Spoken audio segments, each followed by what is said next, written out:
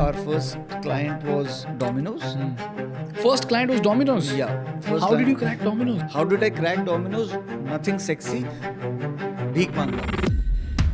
From a failed restaurant business to now a 1,000 crore rupee business. Viraj Bahl, who is the founder and MD of Viva. There is ketchup on every burger that you eat, which comes from Viva. With 300 plus SKUs, Viva has become modern India's kitchen partner. I went to my wife and I said, Ridhima, I want to sell this house to start a sauce company. If I can't give it to my kids, I have no business giving it to anyone else's kids. How do you convince the first 10 stores to have your product?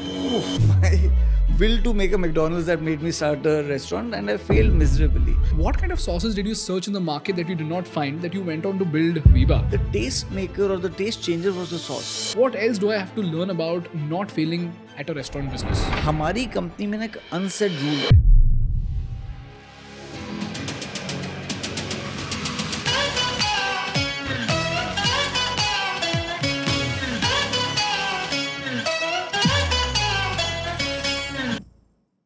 Hi everybody, this is a conversation that I had with one of the most underrated entrepreneurs of India who built an iconic brand that we all love and know as Viva. In fact, you would be shocked to know that Viva today is one of the biggest sauce and dip companies in the country, and it went up against the big boys in the market like Maggi, Kissan and Del Monte. And in spite of the presence of such big players, Viva has grown so fast in the past 4 years that they went from 239 crores in FY19 to 540 crores in FY22 to now touching more than 1000 crores in FY24. And in this episode, we went deep into how to build a food company from scratch, how to approach manufacturing, how to build an offline distribution by selling to retailers and wholesalers, and what are the biggest mistakes that people make in this business in India. And before we get started, I just want to take a minute of your time to tell you something very, very important. People, this episode required a very heavy production, and we are able to bring this episode to you only because of the kind support from Odoo. And if you're an entrepreneur looking for a tool to streamline your business operations, you must use Odoo. Odoo is an all-in-one business management software which is designed to simplify your day-to-day tasks and helps your business thrive. With Odoo, you get a powerful inventory application that turns stock management into a breeze, allowing businesses of all sizes to optimize their supply chain and enhance productivity. Odoo provides efficient inventory management which easily integrates with e-commerce websites like Amazon and shipping partners like Shiprocket, FedEx, DHL, etc. It streamlines and plans logistics and warehouse operations, offers advanced picking and packing methods, and easy return and exchange management of products, and provides real-time stock movement tracking. With advanced features like barcode lookup to automatically fetch product data and smart strategies for moving stocks like FIFO, LIFO and many more. Odoo offers a comprehensive solution to maximize productivity. So check out their inventory app now because Odoo provides lifetime free access for your first Odoo application with unlimited hosting and support. So if you find this useful, check out the link in the description and download Odoo now. And now, on with the episode. Viraj, I'll tell you why we're doing this podcast today. Yes. I absolutely love your products. मैंने in fact बहुत सारे sauces यहाँ पे निकाल के रखे हैं because I've got too many questions. एक चीज की बड़ी खुशी है कि इतनी सेल तो हो गई मेरी. 5 बोतलें बिक गई. हाँ जी, sorry. And the second reason why I wanted to do this podcast is because I was just looking at the growth of your company. In 2019, you stood at 239 crores in revenue. By 22, you were at 542 crores. By 23, you were at 811 crores, and now I think you've crossed 1000 crores, right? And you did all of this even in the presence of giants like Kraft, Kissan, Maggi and Del Monte. So what I intend to understand is, how can somebody build a company from scratch, turn it into a giant and not be noticed at all? Yeah. So I can clearly sense that there is a gold mine that is just waiting to be uncovered. And what I intend to do in this podcast is just decode it as much as possible so that tomorrow if there's a 21, 22-year-old kid who wants to start a consumer brand, that kid understands what exactly is the trouble that a founder has to go through to start that brand. Yeah. Because, it sounds very lucrative when you say that, oh, you know what? This is the company that I started. Oh, you know what? People are having my coffee. Oh, you know what? People are having my pickle. But nobody understands how much hard work goes into building that brand just to make sure that it goes from the factory to the hands of the consumer and delight the consumer. First of all, I'm blushing and I'm honored. Thank you so much for saying all of that. When you're on this side, you don't think all of this. So thank you so much. And so basically, we want to get to the secret sauce of the sauce company. Yes. Okay. That's what we want to decode because this is going to be like 2-hour long Yes. business case study from the founder himself. Yes. All right. Sounds good. Okay. So Viraj, let's start with your background. What did you do 20 years ago? And you just told me that you were doing some Navy training in Chennai. Yeah. So how did you go from there to starting a sauce company? College, I was 17 when I did a 10-month course at in Chennai. And so I was hired by a company called AP Moller Maersk Line. They paid for my education as well as they gave me a job. So it was 10 months of training at Chennai, and then we went out at sea. We learned and studied while getting paid at sea.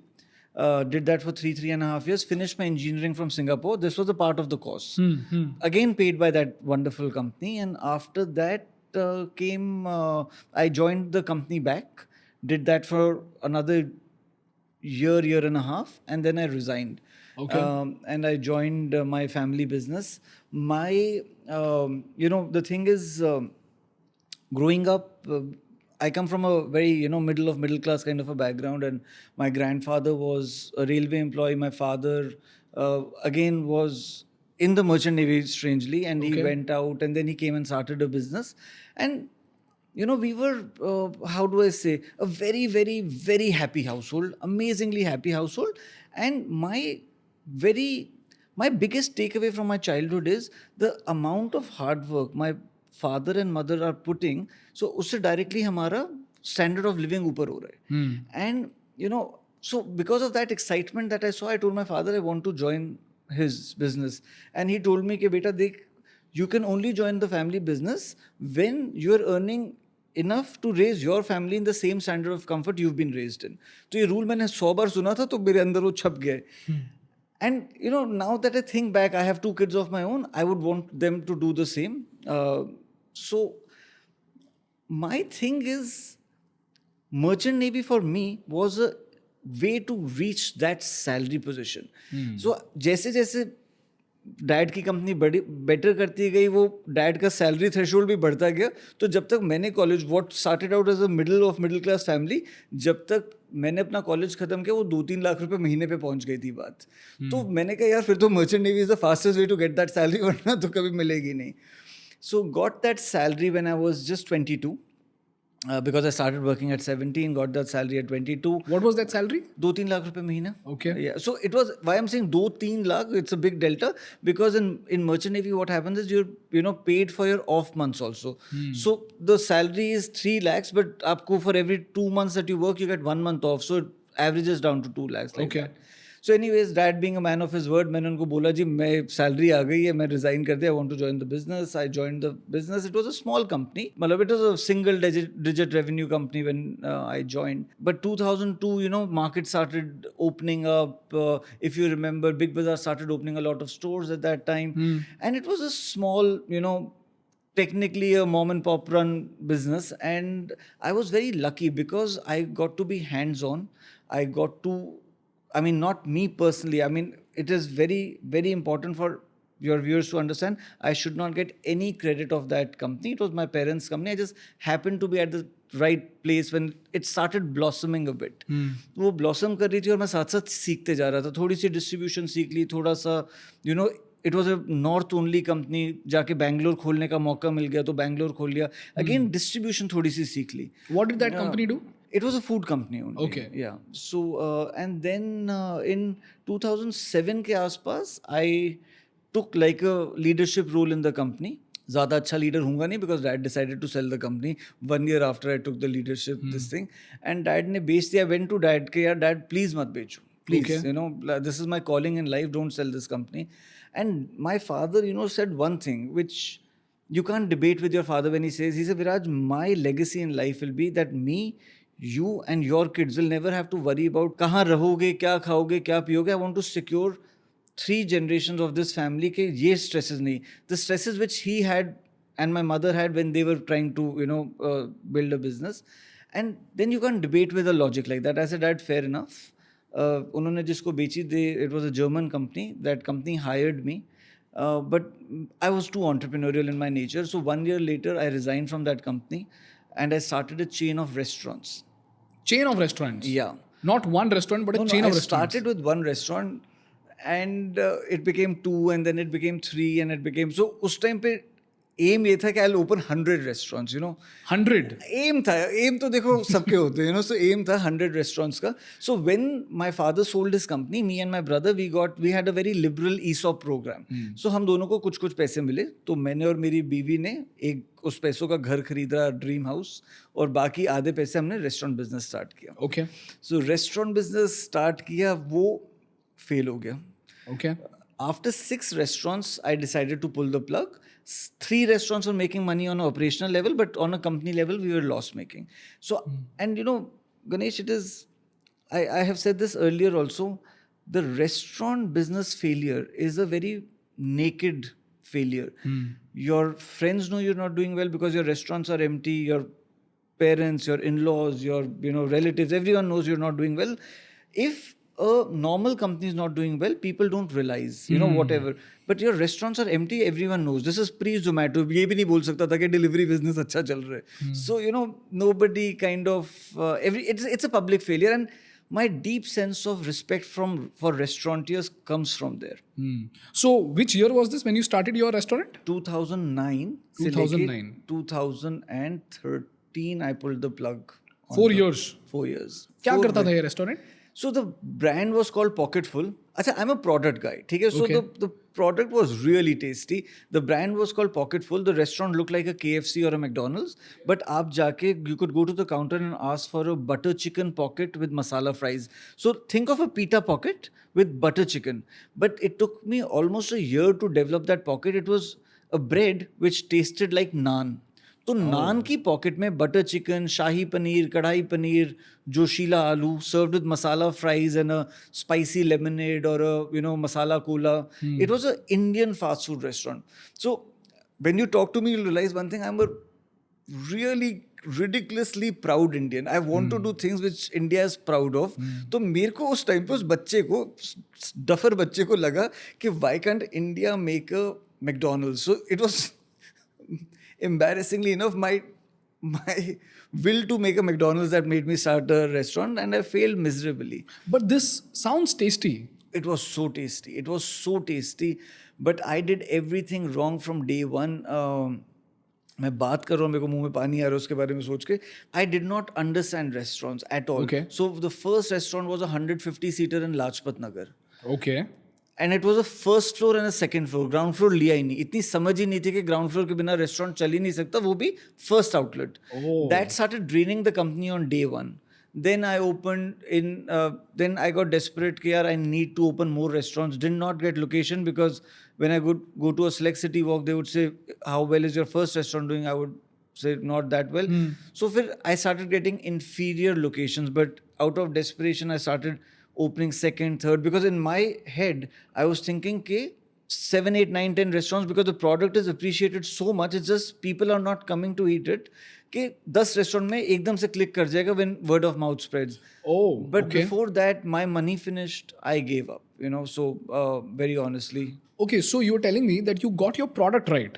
Wonderful product. I mean, one day, if you come to my R&D here also at Viba, I'll make you try that. It was such a good product. Wow. It was, I can't tell you how good the product was. So this also puts out a very important lesson for all the people who are trying to start a restaurant, because from the outside, it feels like if you get your product right, you will get everything right. But that's not necessarily the case, right? You have to get your product right, and then what else do you have to get it right? For a restaurant, in my humble opinion, and again, because I'm a failed restaurateur, don't take my word for it, I think, and this is pre-Zomato, Swiggy era, so location was everything at that time. I really screwed up on the locations, first of all, but location was everything. Second was, restaurant is not about creating a great product. Restaurant is about getting people to eat that great product. So getting them to the store, making them try for the first time is the critical thing, which I had no experience in. मेरे को लगता था Delhi Times, Bombay Times में ad दे दो तो काम हो जाएगा. That was not the answer. और रील भी बना नहीं सकते थे आप. रील होती नहीं थी, it is so fascinating that there is a restaurant called Benne Dosa, which has just opened up. It's been 40 odd days since the restaurant opened up. I can't even call it a restaurant. But there's another place called Mia Kebabs, which is right adjacent to that restaurant. Yeah. You should see the line over there. It is so packed that you will have to wait for 40 minutes just to have that dosa. Whoa. And what do? They just make great dosas. Simple. Dosa along with filter coffee. One is hot filter coffee, the other is cold filter coffee. That's it. And people wait in lines just to have that dosa. And that is because A, the product is great. B, a lot of people started to post Instagram reels on it, because of which everybody discovered that. So in a 2009 world, there was no Instagram. Yeah, or- that's what I've been wondering. I think Orkut hota tha us time pe shayad. So tell me something. You're saying that location is absolutely important. And before we move on to Viba, I want to have certain takeaways from you. Yeah. Because since you are a failed restaurant owner, you may not know what to do right, but you also know how to avoid doing the wrong things. Yeah. The first thing that you mentioned is location, which in today's context is slightly different, because even if you have a slightly inferior location, if you go very big on social media, you may still be able to attract people.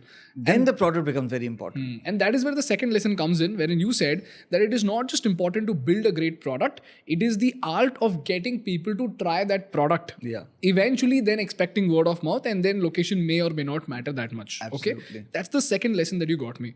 What else do I have to learn about not failing at a restaurant business? I let systems be bigger than the restaurant itself, which added a layer of cost, which should not be boarded on a new company. So my submission to anyone starting to think of opening the next chain of India is that even if it's chaotic, even if it is maddening, 5-6 restaurants kholo, let them be successful, then systems can be put after sales. Don't let systems come before sales. So what I did, the mistake I made, I got a national operations head from Domino's Pizza at that time. What are you saying? So मेरे को लग रहा था कि अगर chain बनानी है, and मेरे को knowledge नहीं है, till today by the way, I mean I'm very heavy on team building, but मेरे को उस टाइम पे क्या लगा कि chain बनानी है, who better than someone from Domino's to come and I put an overhead which was so big on day one. And you know, some people at a certain level cannot work hands-on, so they need a team along with them. I did the same thing in 2-3 verticals, not only in operations. I had a sales, market, like, so sometimes our want to build an organization or our want or our big dreams come in the way of building it actually. धंधा आ जाए, revenue आ जाए, फिर ये सारी चीजें बाद में हो सकती हैं. Sales first, system later. System later. I think that for me was my biggest failing reason. Wow. Because my 6 restaurants might they would have been profitable at 2 or 3 restaurants, or I would have had enough capital left to open 10 restaurants, which would have given me a far larger sale and the whole company would have been profitable. So this is a very unpopular opinion I'm giving, but this is what happened with me. I'm only talking about my personal experience. This is what happened with me. You know, the thing is, we see KFC, McDonald's, and we see Starbucks. We do not realize that some founders, Ray Kroc had put in, though he was not the founder, he was the guy who made McDonald's what he is, but someone has put in the effort of running a system-less company to making it a cash-rich company, where today they can afford to say in India, we'll have systems from day one, even if you're loss-making, because the corporate is generating money.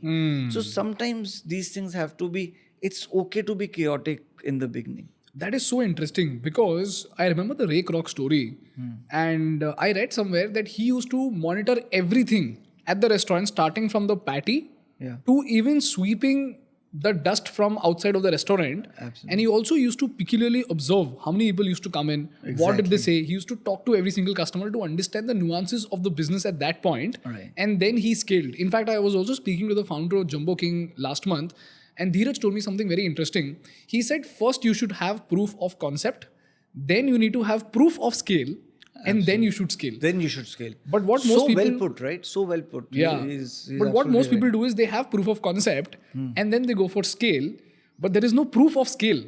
Yeah. Proof of concept के बाद आप product बनाओगे. And वहाँ पे ना कई बार, very honestly, investors are to be blamed also. Okay.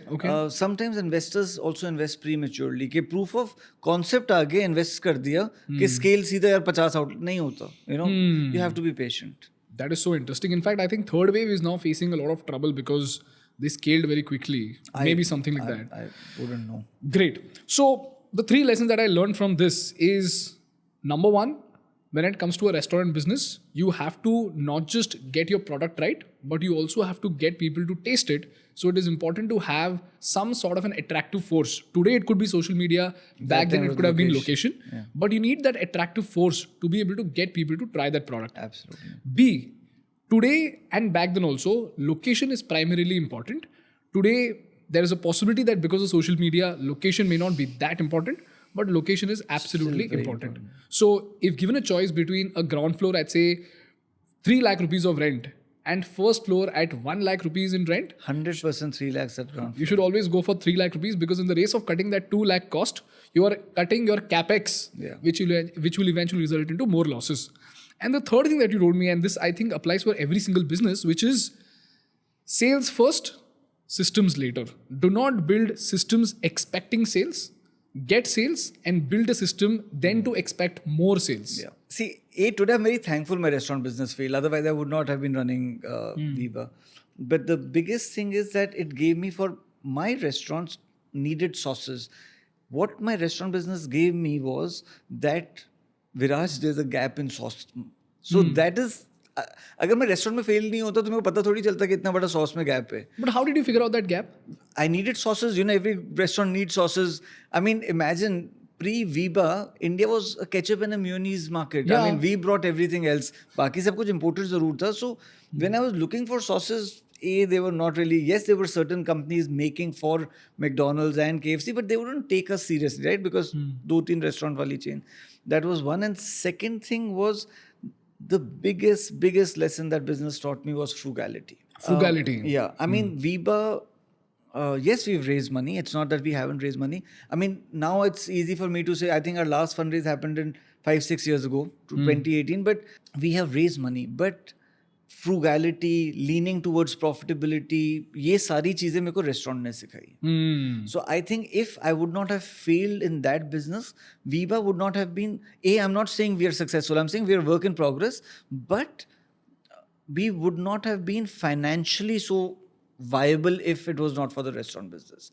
Our books are very strong. Our expenses are controlled and all of that. So you were a spendthrift back then, but now you are a frugal entrepreneur. I'm a frugal entrepreneur, yes. You know, I read this But saying, do not confuse this with penny wise pound foolish. I might spend 100 crores on a plant, which we have in Rajasthan, but I might not spend, let's say, 50 lakhs on something. So it's not, so I might make a very big expense where it is needed. That is frugality, right? Yeah. You make the right expense at the right place. Our plant too is one of the biggest sauce plants in the country, if not the world, right? So we've made those kind of expenses also. you know, the difference between constructive frugality and destructive frugality is the assessment of necessity. Yeah. If you understand that something is necessary and you be frugal in it, you are being destructively frugal. But if you understand something is necessary and then you even take up a debt to be able to make that investment, that is constructive frugality. Absolutely. So well put. I'm going to use this line actually Please. now. I will. You know, I was reading this book on HDFC. Yeah. Did you know back then, even when HDFC was a very big company, I don't remember the figure, but this is when HDFC was under Deepak Parekh. It was a mammoth company. Yes. And yet, they used to keep account of the number of teacups in the office. Wow. You can't do that in today's world. Yeah, but that is a very good indication for that's a very good example for all the entrepreneurs that frugality is not the trait of the impoverished, Yes. but an attribute of the rich. Absolutely. Very well put. Right? Absolutely. You know, a small thing like when I leave my cabin in the switch off the lights. You know, it's a very small thing, but Yeah. people notice it, and I started seeing other leadership members also, starting switching off. These small things. I'm not saying they save money for the organization, Yeah. but they set a Example. attitude for the organization. Yeah. Wonderful. So, Viraj, now I'm curious to understand, like, what kind of sauces did you search in the market that you did not find that you went on to build Viva? Like, what kind of sauces were you searching for? Can you give me examples? Frankly, I used to eat at Subway a lot at that time. Still do. But at that time, and I used to love their sauces. Chipotle and sweet onion and this thing. So I said, घर में bread वही है, सब्जी वही है, why can't I make it at home? The taste maker or the taste changer was the sauce. So I said, and by the way, I was looking for the same sauces for my restaurant business also. Chipotle and sweet onion. Spicy chipotle and sweet onion and marinara. Mili nahi kahin pe. So I said, yeah, why not me do it? And obviously thoda bahut, because again smaller company, but I had some food knowledge from my parents' company also. So why not, let me do this. And the second thing is, whenever my friends used to travel abroad, I always had a list of sauces ke ye le aana. And then I realized the sauce is never mayonnaise or ketchup. It is always, I used to always order Caesar dressing. I used to always order ranch dressing for some reason. Caesar dressing and Ranch. So I used to always ask whoever friend, my Masi used to stay in US, unse mangwa li. So, I realized, yaar, agar main dhoond raha hoon, maybe people don't know that they want it. But if I like the taste, ranch at the end of the day is a yogurt-based garlic dressing, and Indians would love it. Why not, So, वहाँ से मेरे को flavored dressings में, herb dressings में interest आना शुरू हुआ. But there was no money. I was very clear, I did not want to go to my parents and ask them for money. I was very, very clear about them. I'm blessed that that company took me in college. So I was wearing it as a chip on my shoulder that they haven't paid for my college. Dad had a very liberal ESOP plan. So I will definitely not go asking them for money. And you have to understand, I just failed in a business, right? Like, hafta bhi nahi hua tha, just failed in a business. And I can't tell you how much credit goes to my wife. So remember I was talking about the liberal ESOP plan that my parents had for me. Half the money we bought a house, remaining half we burnt in the restaurant business. Now the house thing, I went to my wife and I said, Ridhima, my wife's name is Ridhima. I said, Ridhima, I want to sell this house to start a sauce company.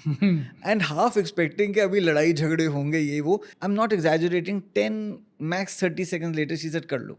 Wow. So we sold the house, got that money, bought a plant in Neemrana. Bought a plant? I'm crazy, right? Because I was very clear, banayenge hum khud. I will not outsource manufacturing. I was very clear about that. But what is this about outsourcing? Because I know that a lot of people will just think about outsourcing as convenience when you are small in scale. But I know what is the trouble that you have to go behind building something in-house versus just outsourcing it. So can you just throw some light on what is the difference between a company that outsources its product versus a company that builds its own product using the factory? See, one thing is what we were discussing earlier is when you're small, nobody wants to work. So you're always begging, okay, sir, 100 botle bana do, 200 botle bana do, 500 botle. And for me, I have no problem begging people to do the work. My worry was quality. I'm going to put it inside a child's mouth. If you're making chocolate sauce today, it goes inside a child's tummy.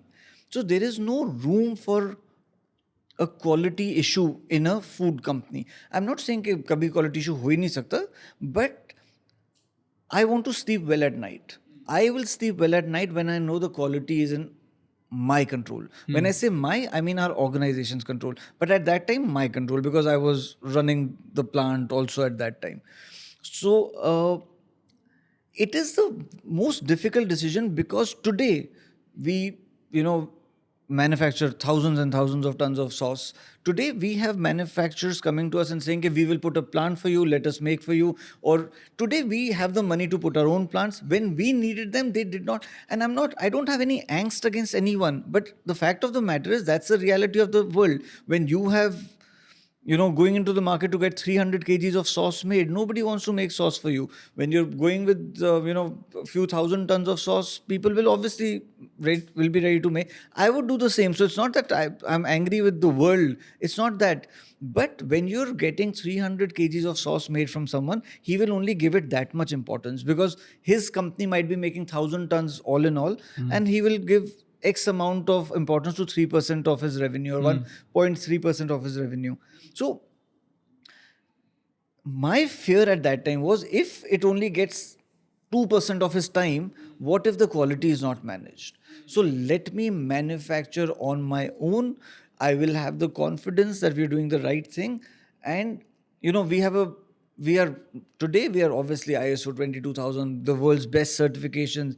But hamari company, and we have a very nice quality policy also, which I have written and I believe in. Quality policy. Yeah. I'll actually come back to that. Yeah, but hamari company mein ek unsaid rule hai कि Viba's quality policies not Viba. VRB is a holding company. So VRB ki quality policy is, I have 2 kids, Rajveer and Ranveer. And this policy was made when they were like much younger, 5 and 2.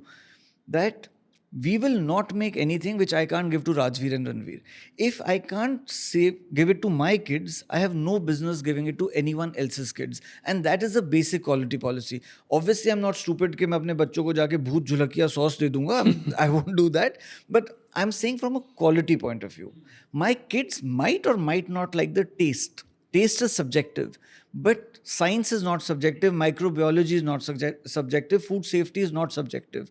So I am very clear, if Viba makes something which I'm not comfortable giving to Rajveer and Ranveer, I have no business selling it. As simple as that. Wow. That is so well designed.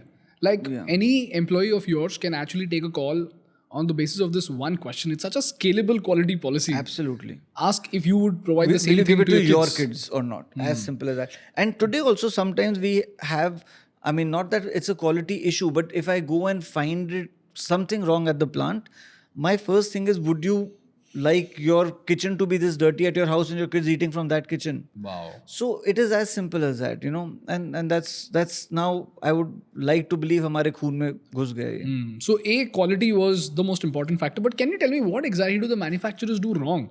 Because मैंने ये बहुत बार सुना है that a lot of brands often say that, you know, when we outsourced it to a particular manufacturer, that manufacturer did certain things which were against our quality standards. So today, if a sauce company outsources its manufacturing to somebody, what could they do wrong? I mean, it's manufacturing, so it must be automated and very standardized, right? That's what I can think as an outsider. First of all, today our plants are completely automated.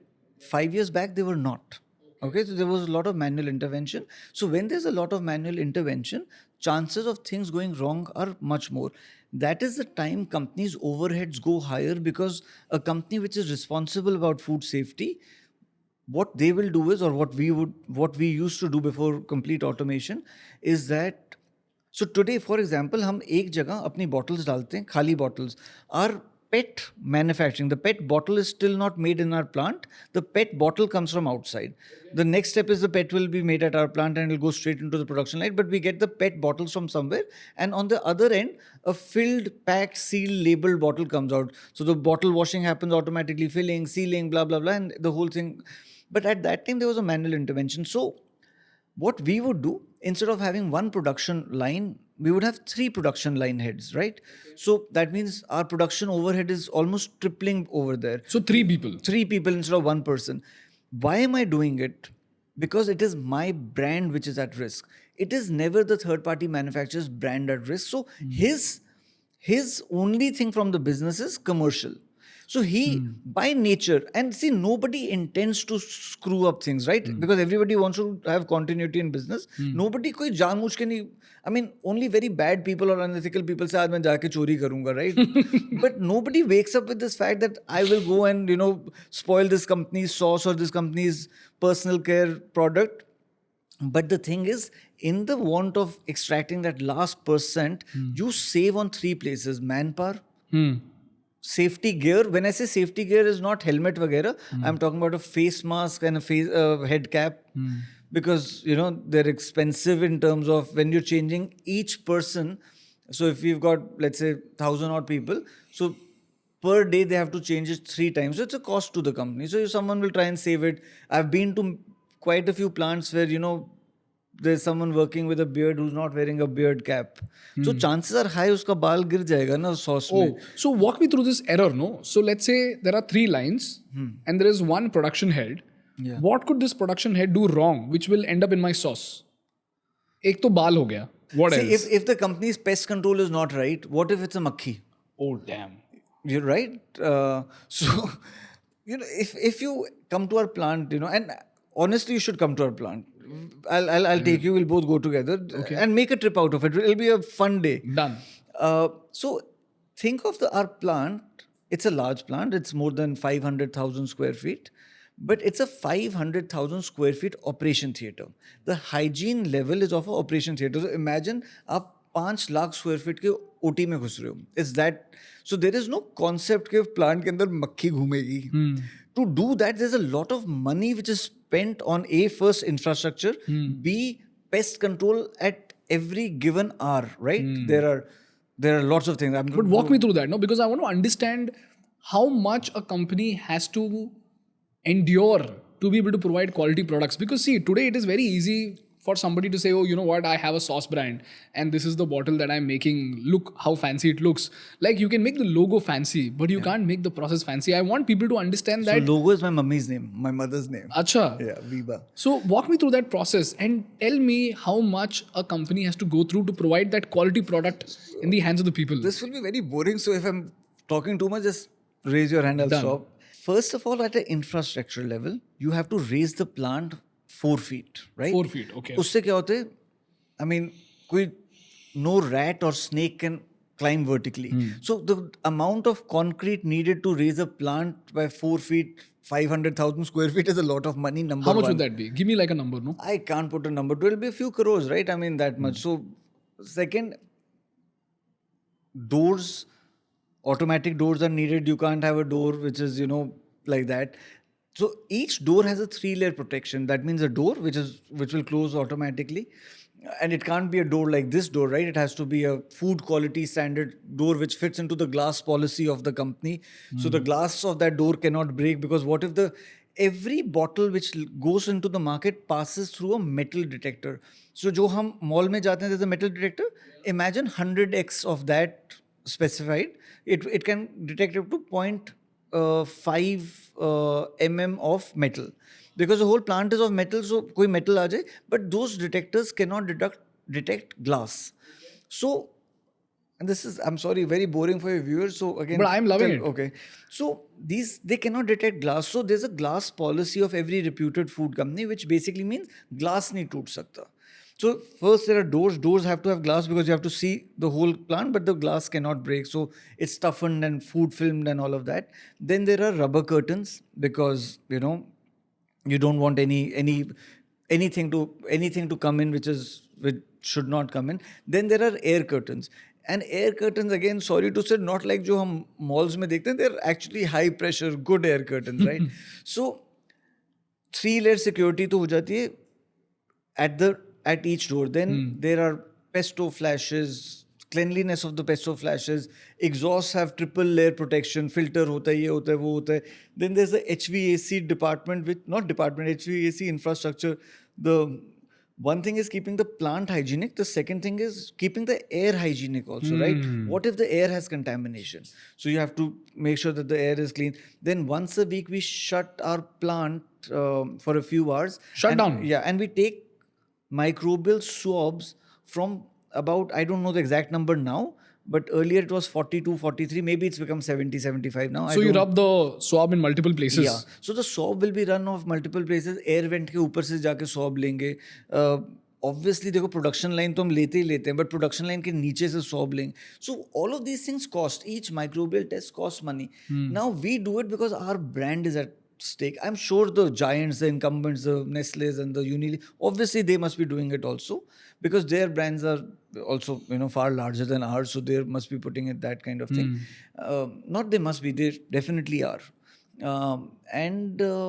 But coming back to the where we started, a 3P manufacturer might save certain places, certain things which वो कहेगा मैं air curtain कम लगा लेता हूँ, मैं air curtain की voltage कम कर लेता हूँ, इलेक्ट्रिसिटी का बिल बचा लेता हूँ, मैं रबर कर्टन नहीं लगाता, मैं डोर को उस स्पेसिफिकेशन का नहीं लगाता, all of those things. Because for them there is no risk, right? The brand is not at risk, but for you guys it's the name at risk. And also, again, I must repeat this again and again, nobody does a mistake on purpose.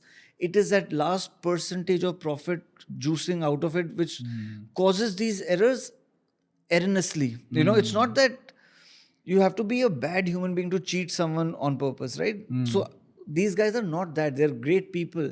I know a lot of third-party manufacturers. They're very good people. गलतियाँ होती हैं because कहीं पे वो एक थोड़ा सा profit margin extract करके, they will. That's what. So small profit costs you heavy losses. And you have to understand, not them. The brand goes through the loss, right? I can't come and tell you, मेरे third party manufacturer ने किया था. As a consumer, you're trusting Viba, you don't read behind pack के किसने बनाया है. Today, 99.5% of our production is in-house. 0.5 we have outsourced because I'm very, how do I say, possessive or something. So, and I was talking to our chief supply chain officer. So I said कि देखो कर लेते हैं सिर्फ मेरी satisfaction के जिन 10 days उनके वहाँ हमारी प्रोडक्शन हो रही है कि हमारे 3 बंदे भेज देना एंड ही वाज लाइक यार फिर कर क्यों रहे हो तो ऐसे सुशील जी करके तो देखो थोड़े टाइम के लिए ऐसे कर लो फिर बाद में देख लेंगे क्या करने मैं समझ रहा हूँ आपका दर्द मैं समझ रहा हूँ so exactly क्योंकि you know when it comes to and this is a very small thing as compared to what you are doing but when it comes to the video also I have to watch the video I have to sit down for 20 minutes to see every single thing फिर भी कुछ ना कुछ तो छूट जाता है some spelling mistake occurs here and there but I can understand the possessiveness that you have with your product so you're telling me that a company has to go through an extraordinary amount of pain to be able to do something in-house A B, to be able to produce a high quality product like sauce because to us, you know, we've seen a lot of reels where a product is just being made in the factory. It's not like Discovery ka mega factory where everything is just happening automatically. There are so many things like this thing that you just told me about swabs. Like we do not expect you to do that, but you still have to do it. Nobody will ever figure that out. And you know, Steve Jobs' father, he was a perfectionist. And his father was cleaning the front yard. And Steve said, okay, this is done, let's go inside. He said, no, backyard bhi clean karna zaruri hai. otherwise वहाँ से गंद सारा उधर आ जाएगा So he asked his father, but dad, nobody's going to watch that. no but you will know right That's exactly what he said, but you will know. So, you know, this is what fascinates me about founders like you, that you care about those things that nobody will ever notice. Your investor will never notice it. Your consumers will never notice it. In fact, they don't even know कि वो notice करें. But they should not also, right? It's not their business to notice. It's like I wouldn't, very honestly, I see Think School, you know, videos. As I was telling you, lunchtime मैं देखता हूँ. Is it my business to know how much effort you're putting? For me, it is my. So I look at it, how I look at Think School is कि I'm having lunch alone और मेरे को हर रोज lunch के time 15-20 minute का अच्छा ज्ञान in an interesting way मिल जाता है. Do I really care how much effort you have put in editing? How much, you know, now I'm here and I'm actually shocked at the infrastructure you have. That was my first line as soon as I entered here. अब मेरे को अगली बार मैं देखूँ मैं कहूँगा यार इतना बड़ा infrastructure इन लोगों का है. But this small thing I did not know, right? And I think it's good only that I don't know because, you know, if I start telling all my consumers about it, then maybe someone who's planning to put up a sauce plant, he'll also learn and he'll also start doing all of this. Why? Khair, aaj main publicly bol raha hu because you're asking me. But each business has some nuances and certain extra things you need to do. Maybe someone from one of the large MNCs is listening and thinking कि ये क्या बोल रहे, तो obvious बात है. But I know the smaller companies are not doing it. Obvious baat hai because it costs money and you need to have money to do all of this. And when, you know, the thing is, as I keep saying, taste is subjective. It is okay for someone to not like my sauce. I really pray it doesn't happen, but that's a pray. Food safety is not subjective. Food safety mein there's no one who can say, unlike a tech company, we're not making. If a program glitches in a tech company, and with due respect to tech companies, I think they're amazing. But in my case, if there's a glitch, a kid's tummy might go for a toss. I don't want to live with that guilt. Or forget some kid, my own kid's tummy can go for a toss. Why should I? So I have to ensure, if I want to sleep peacefully, that at least that is taken care of. But I'll tell you why I appreciate this a lot. Okay? You know, they say that good companies do those things well that everybody takes notice of. But great companies do even those things well that nobody takes notice of. Yeah. So, and being a creator myself, I know that there are a lot of things that my audience will never notice. But even then I do it. And then, because you want the best product out. Yeah, but I'm doing that at a very small scale. But you guys are doing it at such a massive scale that, you know, I'm just fascinated by it. So we were doing it at a very small scale 6-7 years back also, right?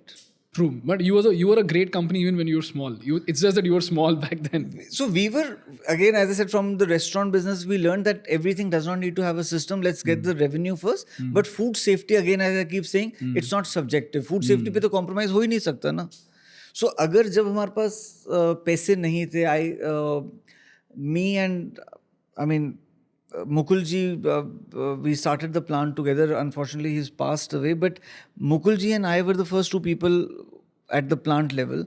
And we both were very clear कि food safety पे तो कोई मतलब चाहे हमारे पास पैसे हैं नहीं हैं हमारा हम we were making roughly 5-6 tons of sauce at that time, but हमारा microbial lab तब भी था. Wow. So and I can't tell you, मेरे को आज तक वो नंबर याद है, वो 2.5 लाख रुपए का ओवरहेड था महीने का उसमें.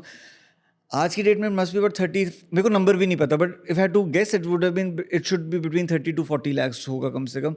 बट उस टाइम पे वो जो 2.5 लाख मेरे को चुभता था, बट इट वाज, वो थॉट कभी नहीं आया कि यार बंद कर देता हूँ. So day one when we were making like a few 100 kgs, we still had a microbial lab, a microbiologist, full, ये जो 4 टेस्ट होते हैं, yeast and mold, coliform, TPC, we were doing it for every single batch that we made. We had an incubator, we had accelerated shelf life study करते थे कि अगर market में कुछ ख़राब हो रहा है 3 महीने बाद तो हमें 1 महीने में पता चल जाए. सो वो चीज़ें तब से हो रही थी.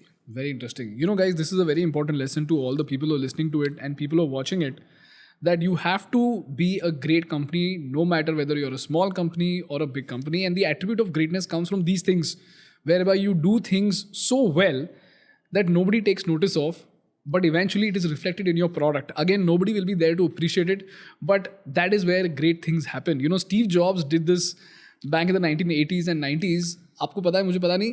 Everybody used to make cases very easily, using substandard material. But this guy is like, no, I will have the highest quality of plastic for... Actually, मेरे को आपके podcast से पता, आपके podcast नहीं, आपके video से, you did this thing Boeing. Yeah. We covered it in Boeing. And yes. that makes such a big difference. Yeah. So, that's what fascinates me a lot. I see you guys like artists because मेरे लिए business एक art है. और आप लोग जो इतना मेहनत कर रहे हो, so I'm just mind blown by the way. I have never seen myself as an... So for me, I think, I always say this to my team also, it's boring is sexy. Every day you go to the office and you do the same thing with your head down. My happy place in the world is my office. I just love being in office and doing the same thing every day, in and out, in and out, in and out, and loving it. That is what makes a company a good company. I think this, if boring is sexy, you have to accept that, know that, because you will be doing the same thing maybe for the rest of your life, or at least the next, whatever X number of years. Love it. So I'm taking back the lesson over here about the quality policy. Your quality mantra has to be defined in one line, especially when it comes to food. It is as simple as, would you give it to your kids? Yes. Number 2, in order to be able to execute that other than the quality... Bhooj Lakia sauce. Okay. And in order to implement that quality policy, you will have to incur a lot of overhead that nobody will take notice of, but you have to do it if you want to build a successful company in the long run. Because it takes only one glass particle to come out eventually to become news for your brand name to go down. When it comes to food company, there is a possibility that you might have to do it in-house.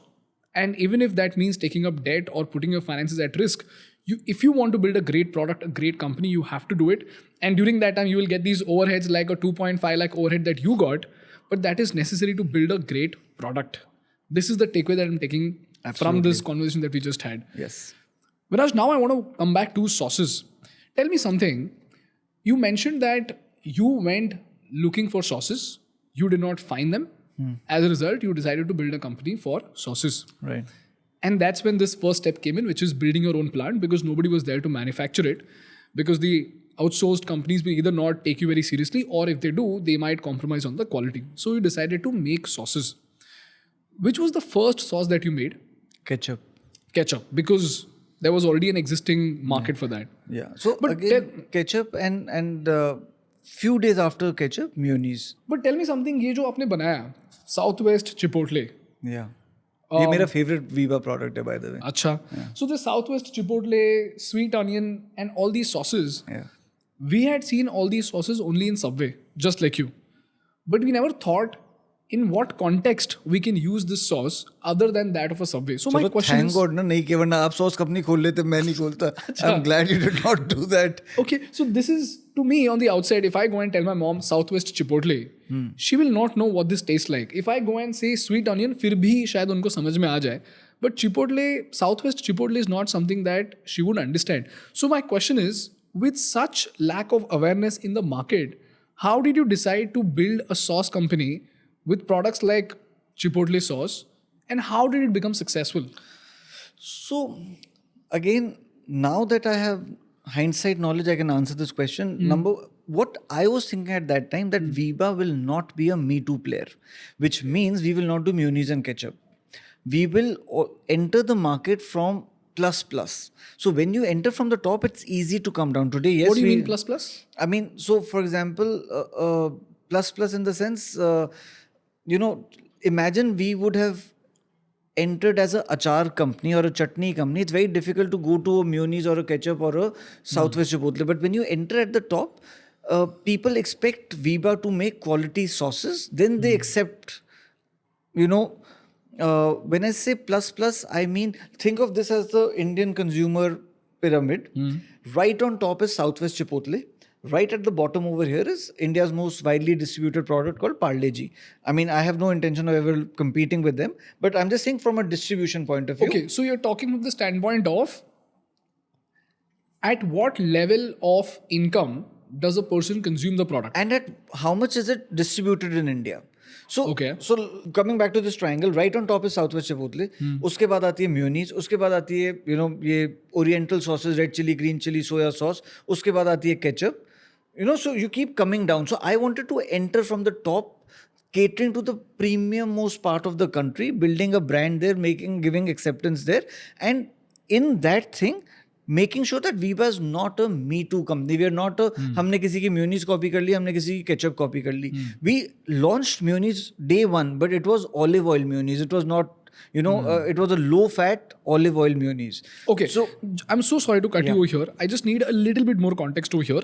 Let's look at the different pricings of sauce, right? And then we'll see where Viva fits in. Okay, what is the most affordable price range for sauces? I want to decode the sauce market with respect to pricing. Today, I think we are the price. So we have a 10 rupees price point. Our largest selling SKUs are 34 rupees mayonnaise. No, I'm saying कि per kg पकड़ लेते हैं. Let's standardize this. Per kg of sauce, which is the most affordable sauce? Ketchup. Okay, what is the price range for that? There are companies which are selling it as low as 50, 60 rupees a kg or 55 rupees a kg. Okay, and then what is the second level? The सारी Chinese sauces, red chili sauce, green chili sauce, soya sauce.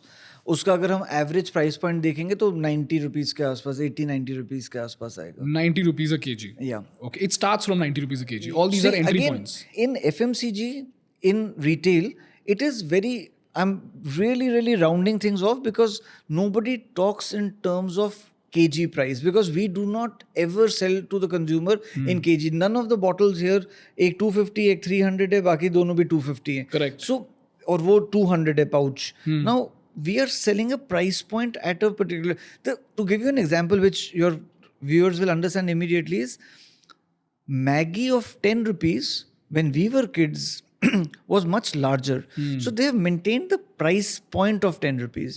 So per kg of Maggi is obviously has gone up. But how the Indian market works is price point per SKU. So price point per SKU. So it is a bit wrong to say कि 50 रुपए की ketchup है because 100 grams में भी बिकती है ketchup 500 ग्राम में भी बिकती है 800 ग्राम पे 900 ग्राम पे एक के the glass bottle which you and I grew up on that maybe Kissan और Maggi that was the traditional 1 kg glass bottle correct I don't know but my gut feel from the market is that Kissan sells more of their pouches than that 1 kg glass bottle. We definitely sell more of our pouches, that 800 gram pouch, because what has happened is, or our 900 gram pouch, because what has happened is glass bottle का cost बच गया because packaging pouch में चले गई and 900 grams instead of 100 grams. So that price point has been, so what we were giving to the, but the important thing is not pocket that price. So imagine our 1 kg glass is at 140 something. Our 900 gram ketchup is 99 rupees. So मेरे दिमाग में था यार 100 रुपए का note दो आपको पूरा 1 किलो केचप का घर ले जा सकते हो. So we saved on the packaging. Glass की जगह पाउच में आ गए and हमने 100 grams किया. But we have now created a 99 rupee. So tomorrow if you start a ketchup plant and you say कि मैं 110 rupees की बेचूंगा, why will the consumer buy when Viva as a well-reputed sauce company has set up price benchmark of 99 rupees. Okay, so you're saying that it's too nuanced. But let's look at the Maslow's pyramid type thing for sauces in general. Like you mentioned, ketchup, mayonnaise, ketchup, Chinese sauces, and then mayonnaise. Okay, so let's start with ketchup. Yeah. Then after ketchup, we have Chinese sauces like red chili sauces. Red chili, green chili, soya vinegar. Okay, red chili, green chili, soya, Vinegar. And then Mayonnaise. Pasta sauces. Pasta sauces. Pasta sauces also is emerging as a big category. Okay. Because kids, homes with kids, pizzas वहाँ बहुत normal हो गए बनना, pasta बहुत normal हो गए. Then pasta sauces, and then I would say the salad dressings and dressings, etc. Okay. After that? That's it. Salad dressing में ये chipotle, Southwest chipotle. I'm generalizing all of them together because if I, the cheese jalapeno or salsa को भी मैं अलग करूँगा, that category is too small to talk about. So I'm generalizing the expensive ones in that salad dressings and dressings. So let's call it salad dressings and dips. Salad dressing and dips. Yeah. Okay. So you might at your house use Southwest chipotle as a, when you have friends over, as a nacho dip, but I might use it in my kids' roti wrap. So my kids, frankly, हमारे घर में जब एक दिन पुराना chicken बच जाते हैं, हम क्या करते हैं, अगले दिन रोटी में चिकन डालते हैं, मुंह में पानी आ गया फिर से, चिकन डालते हैं, थोड़े से bell peppers, little bit onion, southwest chipotle, and we give it to my kids as a Mexican wrap. And they love it. थोड़ा करते हैं because it's slightly spicy, but they love it, The same thing we do with our kids with our harissa dressing. That's a Moroccan dressing. Okay. So, so I have a system in every meal that I have when I'm at home or in Delhi, in every meal I have one Viva product. So breakfast, lunch, dinner, every meal I have one. And, उससे usage भी समझ आती है, वो सब होते हैं. But what I am trying to say is the usage. For example in southwest Chipotle, why I am saying dressing and dip should be one category, because you might use it as a dip as a young. Are you married? No. So younger, friend wale group में it might be used as a party dip, not so much as in our house. It is used as a sandwich spread or a roti wrap spread kind of a thing. Got it. And what do you mean by we started at the top? You started with salad dressing? Yeah. Okay. Which is the most affluent consumer in the market? Yeah. Okay. So what advantage does it give you to start at the top? If you start with salad dressing, what happens? Like, do you get hold of the richest consumers of all? No, it's not about getting, because they're very less in number. So it's not that. It is about building the brand. Once the consumer sees, I'll tell you one of our biggest challenges when we came into the market, we had white labels. मैंने खुद ही अपने हाथ से draw किए थे. Our first challenge was कि हम जिस shop में जाते थे, they used to put us in the foreign goods aisle. यहाँ छोटी शॉप में foreign good shelf. Now a lot of consumers like me included, मैं फॉरेन गुड्स आइल में जाता ही नहीं था बिकॉज मेरे को लगता था महंगा होगा, क्यों जाना वहाँ पे. So we would lose that. So though we were most expensive in India, but we were undercutting the imported players by 50%. तो हम उस टाइम 150 पे थे, इम्पोर्टेड प्लेयर्स 300 पे थे. But why did they place you over there? Because we looked very premium. So we had to go to the shopkeepers and say, कि sir, please इसको Indian products के साथ डालो. Our idea was going at the top was, no consumer should think of us as yet another mayonnaise and a ketchup company. We were doing specialty sauces. We were doing aspirational sauces. Hence, unknowingly building Viva as an aspirational brand. Then when someone who's doing aspirational sauces, you accept when they launch mayonnaise कि हाँ यार, अगर ये southwest chipotle और sweet onion बना लेते हैं तो मेयोनीज तो बना ही लेंगे. जो मेयोनीज की कंपनी है वो केचप तो बना ही लेगी. जो केचप की कंपनी है वो red chili sauce, green chili sauce तो बना ही लेगी. Wow. So can you imagine this? We are one of India's largest sauce company. One of India's largest sauce company was not present in India's largest sauce segment, which is tomato ketchup, till last financial year we entered ketchup. One of India's largest sauce company was not present in Chinese sauces, red chili, green chili, soya. We've entered like last quarter. Wow. So imagine we have done the difficult work of capturing whatever revenue we've got. Now when I go to ketchup, what is the consumer telling us? Like, I met a consumer, he said, मैं आपकी ketchup तो सालों से खाई. I didn't have the heart to tell him कि भाई हमने launch अभी कर.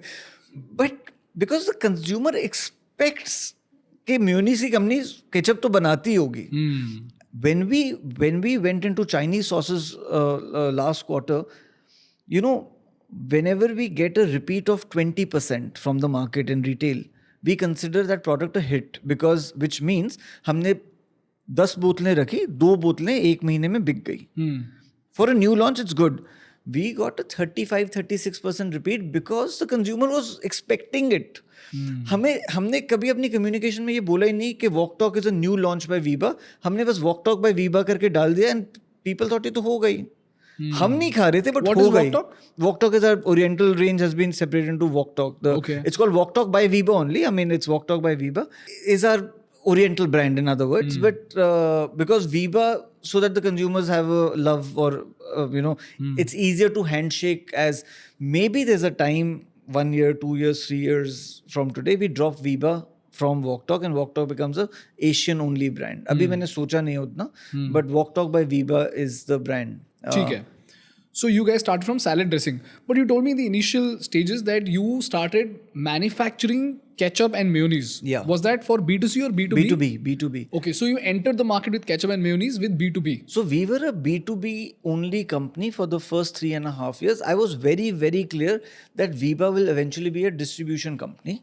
B2C company basically. But it is expensive. तो मैंने अपने मन में एक वो बना लिया था कि जब तक हम 100 crores revenue नहीं करेंगे, हम B2C की तरफ देखेंगे ही नहीं. Why so? Because it's expensive. You have to hire people on the ground. That is a large overhead for the company. You have to have patience. It's slow revenue. It's not fast revenue. And suddenly when it clicks, revenue comes. You don't even realize it ekdam se aa gaya. So that is what happened with us in 2019. Suddenly the revenue came because all that hard work had happened. So we were a B2B only company for the first 3.5 years. Our first client was Domino's. First client was Domino's? Yeah. How did you crack Domino's? So no, that's wrong. Our first client was not Domino's. Our first big client was Domino's. Okay. We were doing mayonnaise and ketchup for small restaurants, and I used to go to Domino's 5 times a week. How did I crack Domino's? Nothing sexy.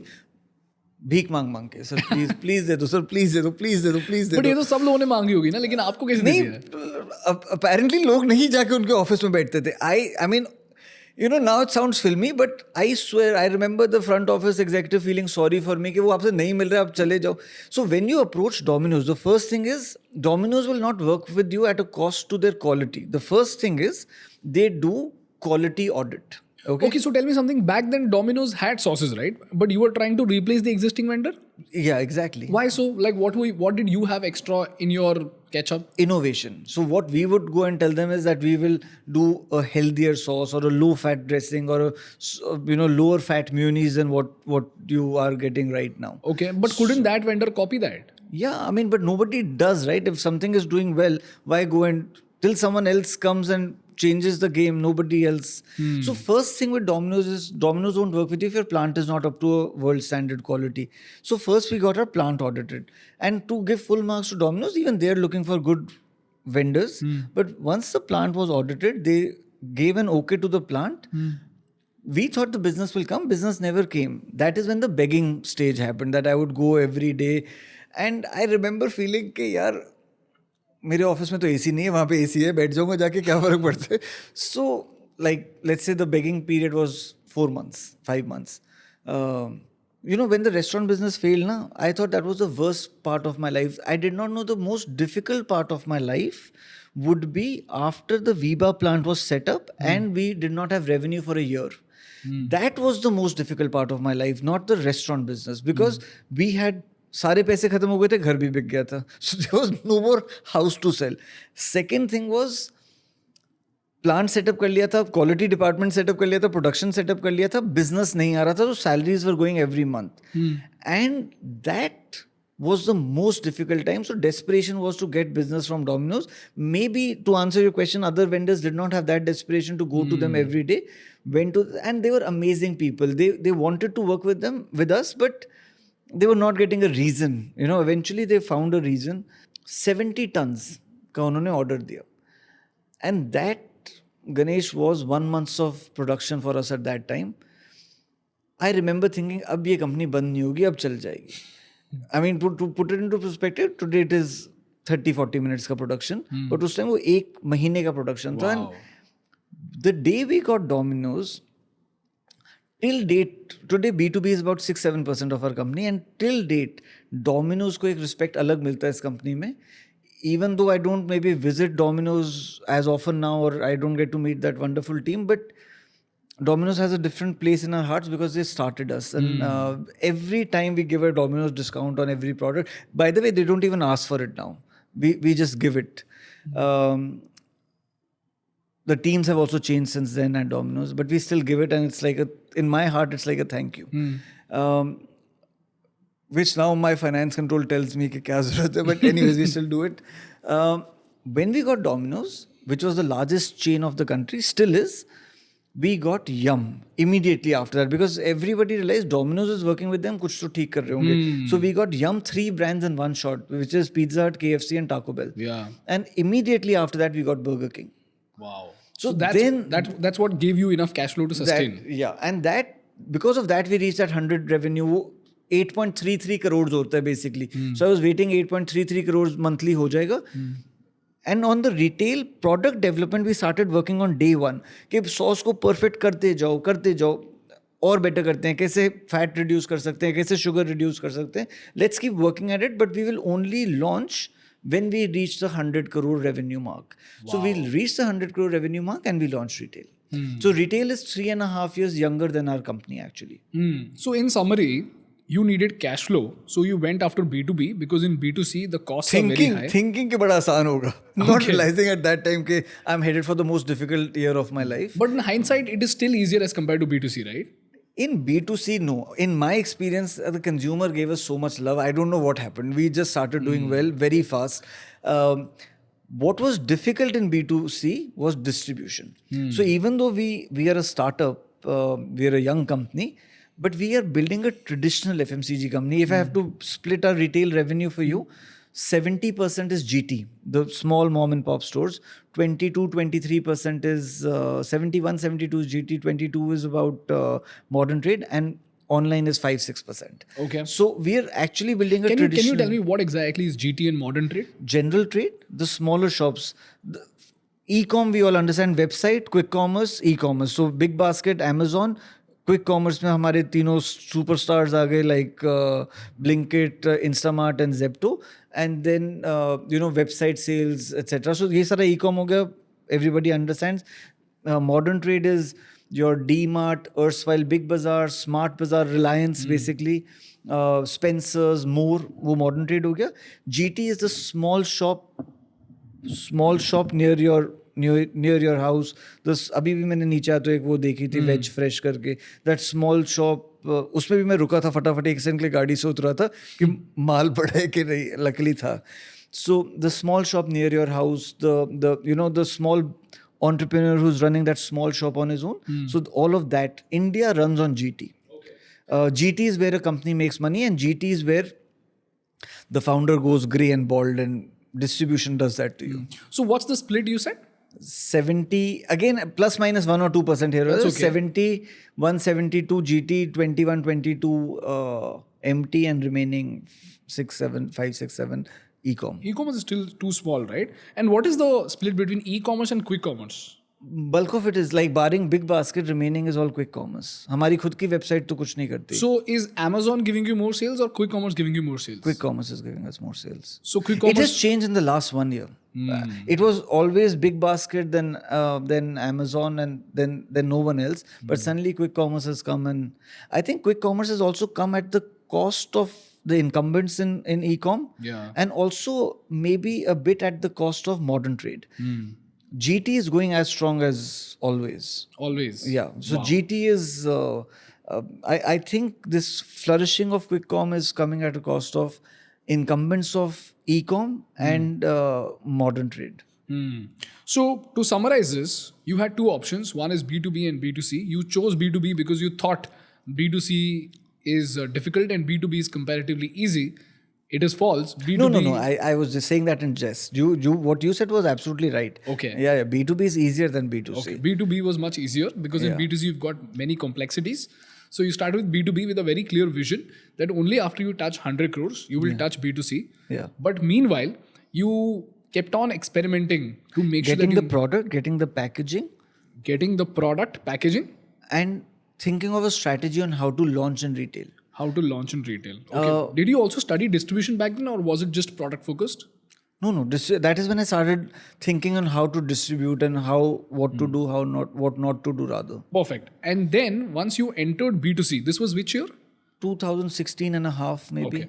You saw this, or you at least envisioned this pyramid of sauces where you had ketchup at the bottom, then Chinese sauces, which included red, green, soy, followed by mayonnaise, then pasta sauces, and then you had salad dressing. Right. You start with salad dressing so that you can tap into the most affluent audience, and then you can go down. And no, not tap into the most affluent audience, make the most aspirational brand. Okay. Make the most aspirational brand by tapping into salad dressing, Yeah. and then eventually come down the pyramid to mayonnaise and ketchup. Meanwhile, your B2B business was functioning, which was giving you enough cash flow. But this is hindsight.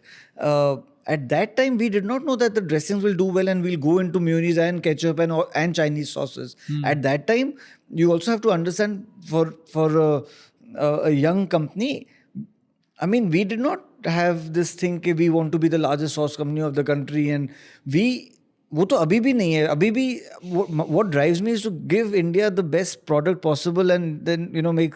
But at that time, it was just about bringing money home. कि यार कुछ तो ये नहीं था कि अच्छा यहाँ से टॉप से. मेरे को बस ये था कि उस टाइम मेरे दिमाग में सिर्फ एक चीज थी, मी टू ब्रांड नहीं बनाना. सब लोग केचप और मेयोनीज कर रहे हैं, हम कुछ और करते हैं. That was the thing, and I knew I am doing something aspirational because simply it was more expensive than the incumbents and B it was not available और made in India at that time. By selling a range, what you ensure is that the consumer, instead of buying one product, will buy 2 or 3 or 5 in this case, sale. So that is the thing. And at that time, I did not realize that we're by mistake or by default building a range brand. Viba today is a range brand, and it is the most blessed place to be in.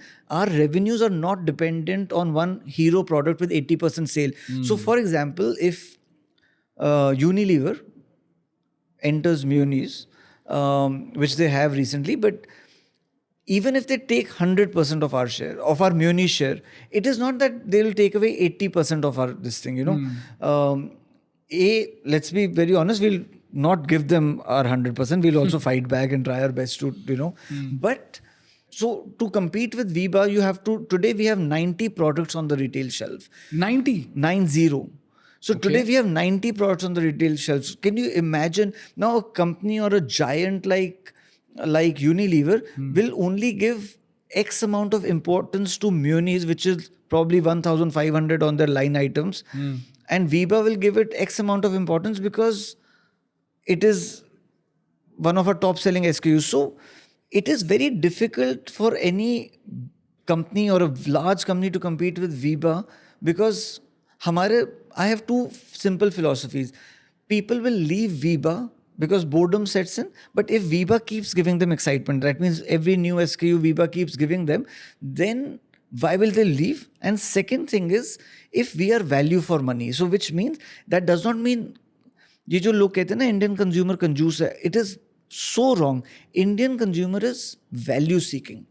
So as long as they feel they're getting value for money for what they're paying, they don't have I am yet to come across any, mother, boyfriend, girlfriend, wife who will say, 3 रुपए म्यूनी सस्ती खरीद लेती हूँ अपने बच्चे.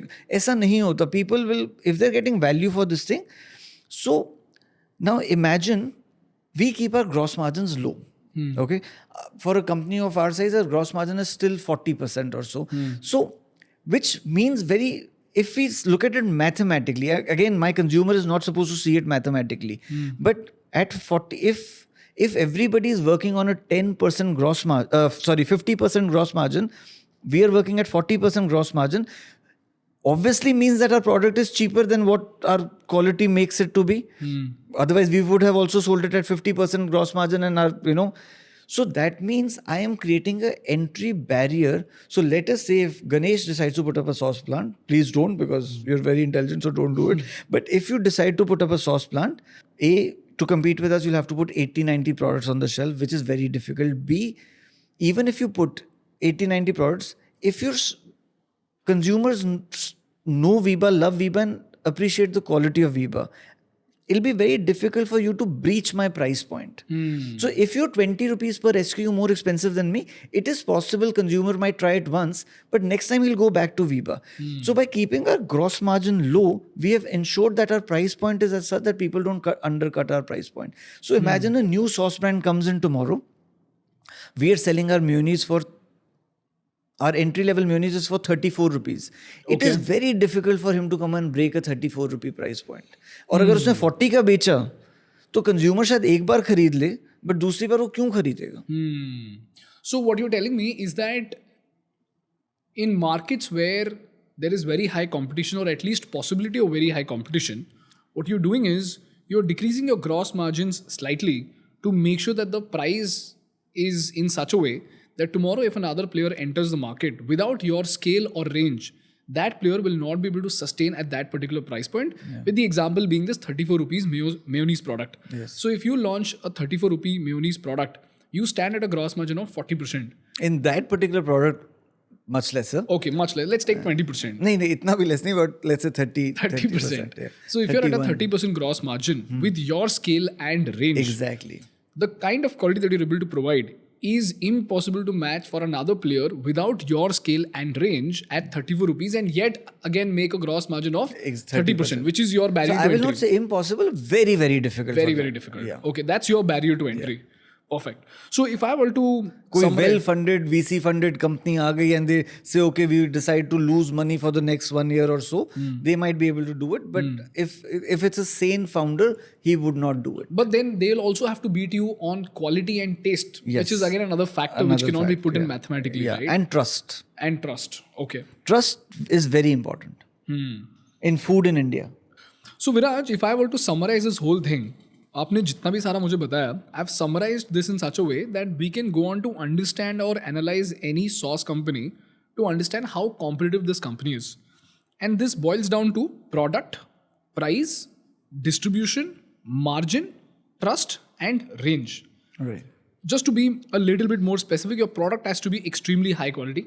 Your price has to be affordable in such a way. Value for money. Your price has to be in such a way that it has to be value for money, because Indian consumer is not price sensitive. Indian consumer is value sensitive, Value conscious, I would say. value conscious.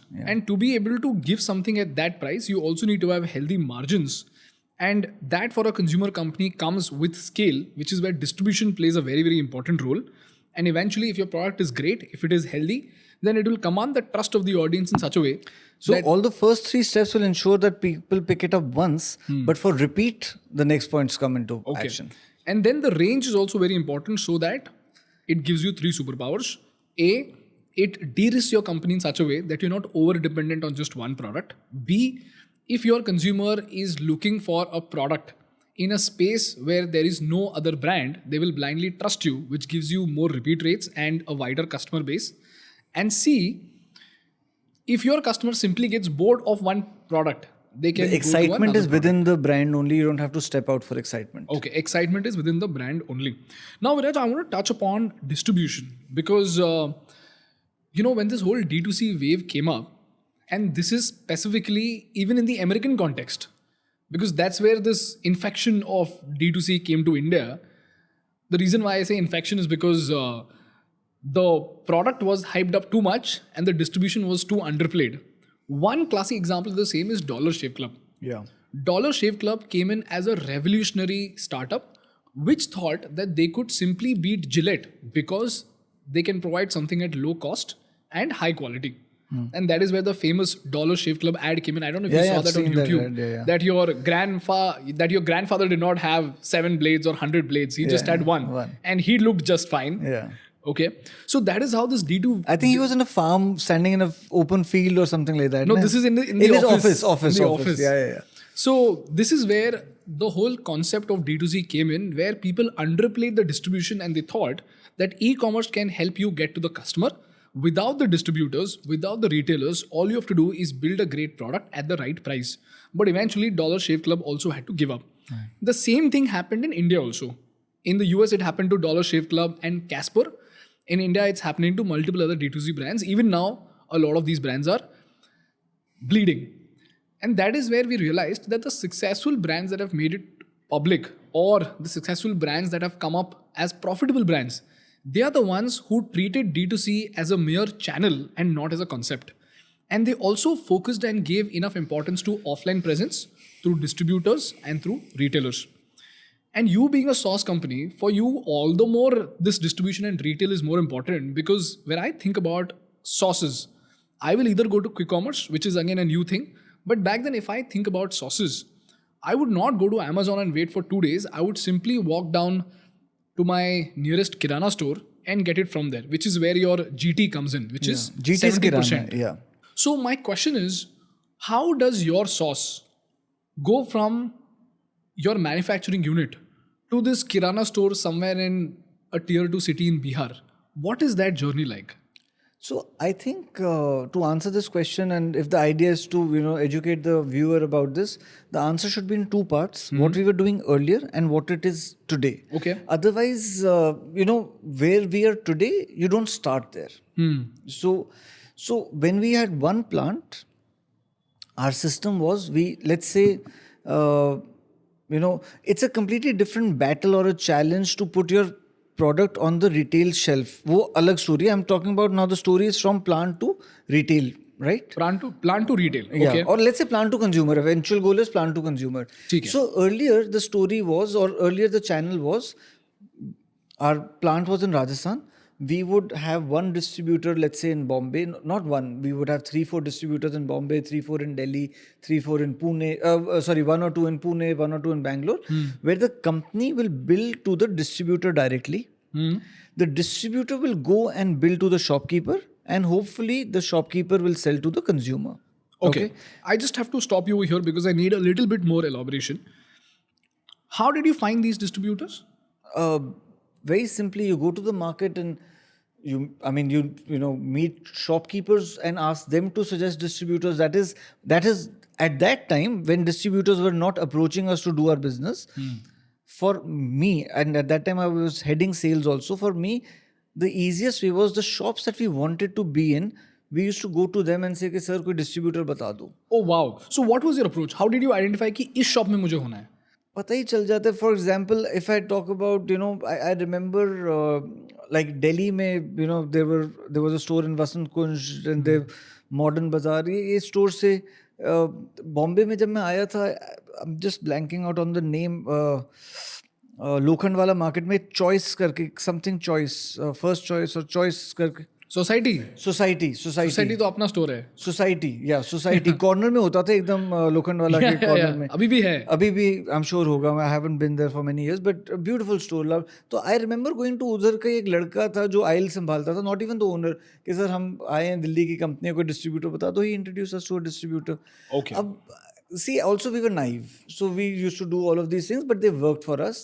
And that is how we appointed 3-4 distributors. The biggest challenge was to convince the shopkeeper to keep our stock. Shopkeeper? Yeah. But from Because the outside, it looks like you just have to sell it to the distributor and the distributor will then sell it to the shopkeeper. Isn't that how it works? No. That is the company's responsibility. That is not the distributor's responsibility. Distributor is your... Think of distributor as only and only a logistic arm of the company. उसका काम सिर्फ है investment. वो investment और logistics वो company से खरीदेगा. By the way, in India there are 3 steps. Number 1 is consignment sale. Consignment sale is माल बिक गया तो पैसे देंगे. Okay. Step 2 is PDC. जब आपका माल बिकने लग जाते हैं तो distributor आपको 3 हफ्ते का PDC post dated check दे देता है. Okay. The worst stage for a company is consignment. तो डिस्ट्रीब्यूटर कहते हैं जी आप मेरे को माल भेज दो. आपने मेरे को लेट्स से 20,000 रुपये का माल भेजा. अगर 5,000 का दुकानदार ने ले लिया और उसने मेरे को 5,000 रुपये दे दिए, मैं आपको 5,000 रुपये आगे दे दूंगा. जो जितना माल बिकेगा मैं उतने पैसे दूंगा. So step 1 is consignment sale, step 2 is PDC and step 3 is advance. Advance? Yeah. Okay. And retail usually works with PDC of 3 weeks, right? Yeah, typically 3 weeks is the thing. Okay. 3 weeks से कम का फिर PDC का फायदा क्या? तो 3 weeks is typically. But today, for example, Viva is at advance. Advance? Yeah, we don't work on PDC. We've crossed. We were at the consignment phase, then we became at the PDC phase. Today, in 3 regions of ours, which is North India, West India, and South India, we are at advance. Barring 1 or 2 distributors in South, we're still giving 2-3 week PDC. And East India, we're not doing that well in East India. I think we're total East, we are present in only 9,000-10,000 shops. It should have been a lot more. Now, for any startup founder listening to this, he might say 9,000-10,000 shops are bahut hoti hain. But if we compare them to our other regions, it's severely unpenetrated. So, but in East, we are still giving PDCs right now. Okay. Today, yes, East, any distributor who comes to us, he's coming to us, we're not going to them. So then automatically that conversation changes. There's no concept of consignment sale as a concept does not exist in our company. The way you started is you first built your product and then you went to the retail stores where you wanted to be in. In this case, example, Society at Lokhandwala. By the way, for those who are not living in Bombay, one of the best stores you can find in Lokhandwala where there are just too many SKUs. As in, it's almost like your DMart but looks very small and has all the premium products that you possibly can think of over there. And I believe they have more than one store now. They've got 3-4 stores. Yeah, they've got 3-4 stores and they've got 3-4 floors. Yes, like I used to go to Society because they also used to have this chart center. Okay. And I just got into the store and realized that it's just so big. Yeah. Okay. So you went to those retailers where you wanted to be in. Yeah. And then you found out who exactly is their distributor. And then you pitch to the distributors. But you're saying that the major challenge is actually convincing the retailers. How do you do that then? In our case, we see again, first is there's a lot of begging and pleading. Something which we did, and it is very important for me to say this, that this was not by design.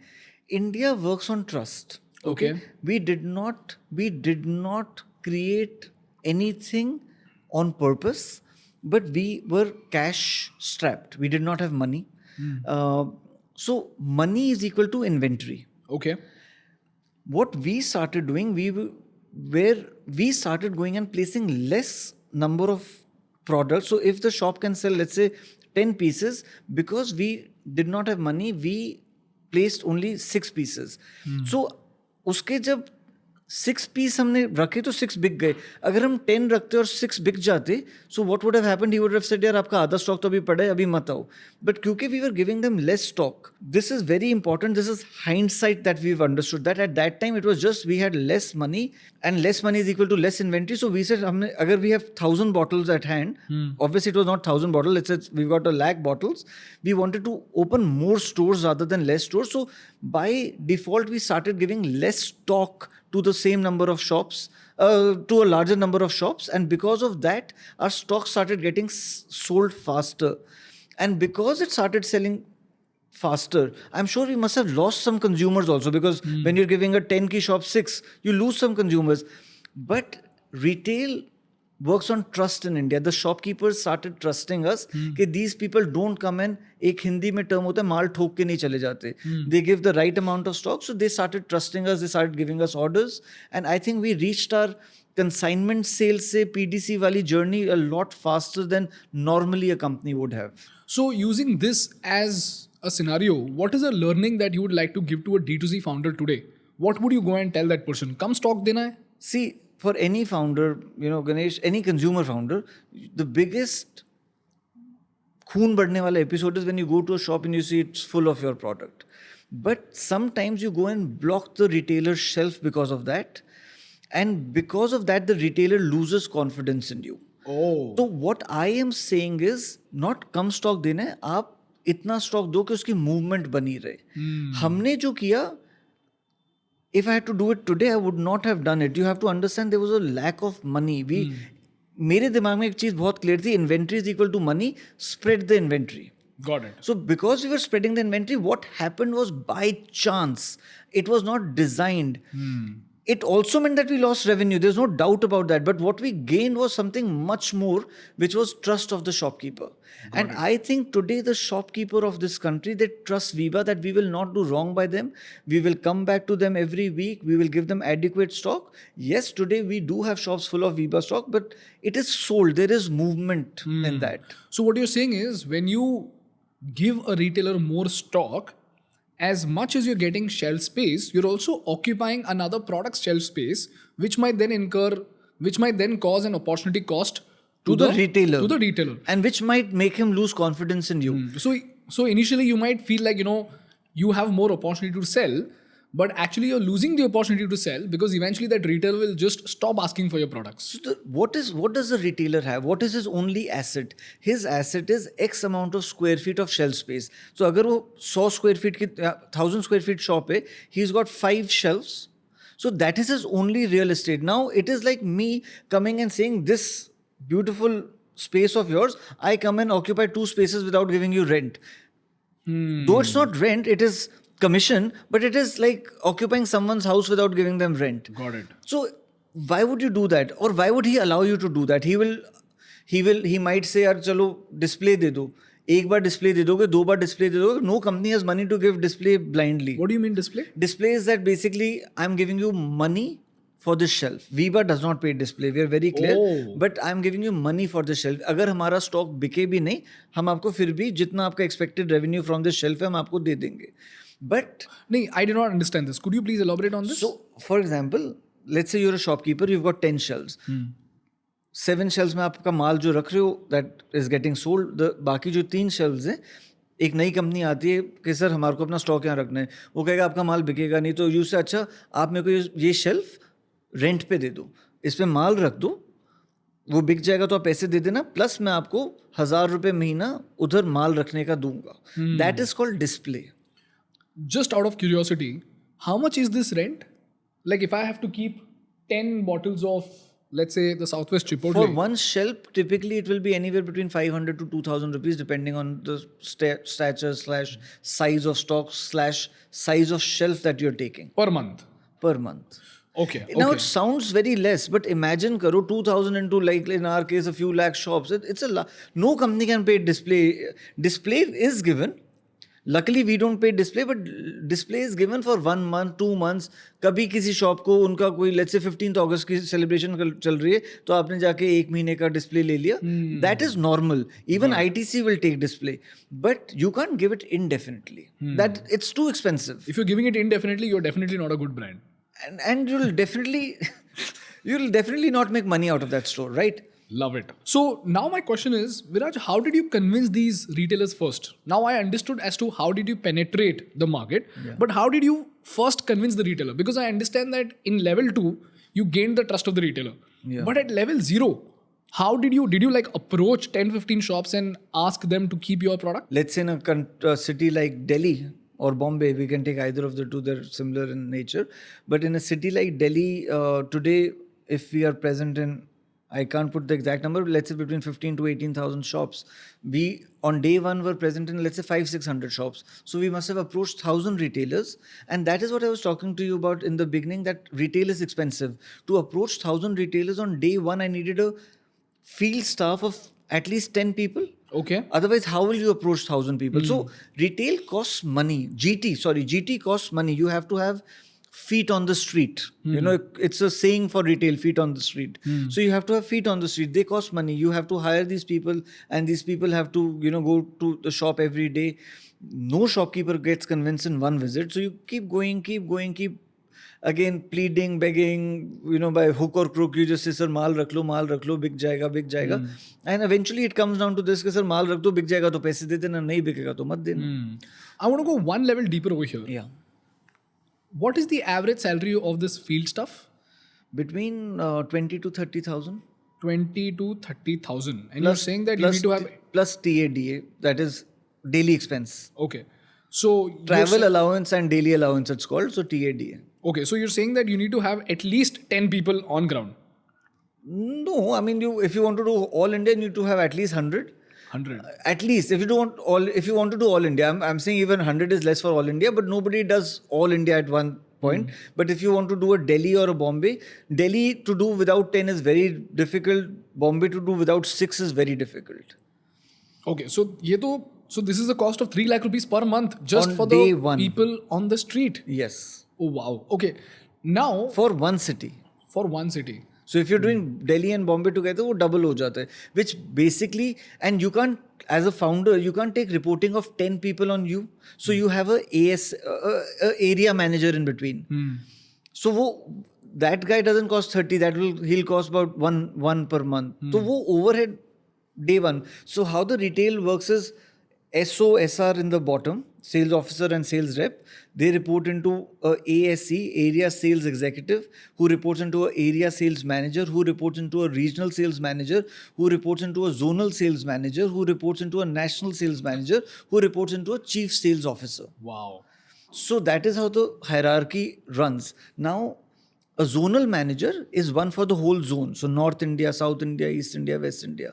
So ये हो गई GT का. Then you'll have a parallel structure in modern trade. But modern trade, you will not need feet on the street like that. Yeah. Because you'll need CAMs, key account managers, who will deal with the key account managers or the buyers at the modern trade, and they will have a national key account, national modern trade manager. Okay. Then you'll have a similar structure for e-com also. So Viraj, when these people went to these Kirana store, you must have prepared a pitch, right? Like, how do you convince the first 10 stores to have your product? हमारी saying थी वीबा में at that time जहाँ doubt हो बोतल खुलवा दो. So Okay. how we used to go to the retailer was कि we used to go one sales officer, one tasting promoter. Okay, just give me a second. I'll just write it down. आप ना पूरा मेरी company का blueprint बनवा के भी डालने वाले हो ऑनलाइन. बट ये बहुत इंटरेस्टिंग है क्योंकि जब हमने सोचा था कि हम प्रोडक्ट लॉन्च करेंगे तो ऑन द आउटसाइड, क्योंकि ये सब इंजीनियरिंग की बात है, जब हमने सोचा था कि हम प्रोडक्ट लॉन्च करेंगे, हमको लगा कि हाँ क्या 4-5 रिटेलर को जाके बेच दो, डीमार्ट को मना लेंगे, 10,000 प्रोडक्ट शेल्फ में चला जाएगा. डीमार्ट बहुत बड़ी वही चीज तो कॉलेज के डिलुलु में थे ना हम. So this is like this is giving me such a great insight as to how difficult is it to build a brand, and I just want other college kids who are also delulu to understand this is what it takes to build a brand.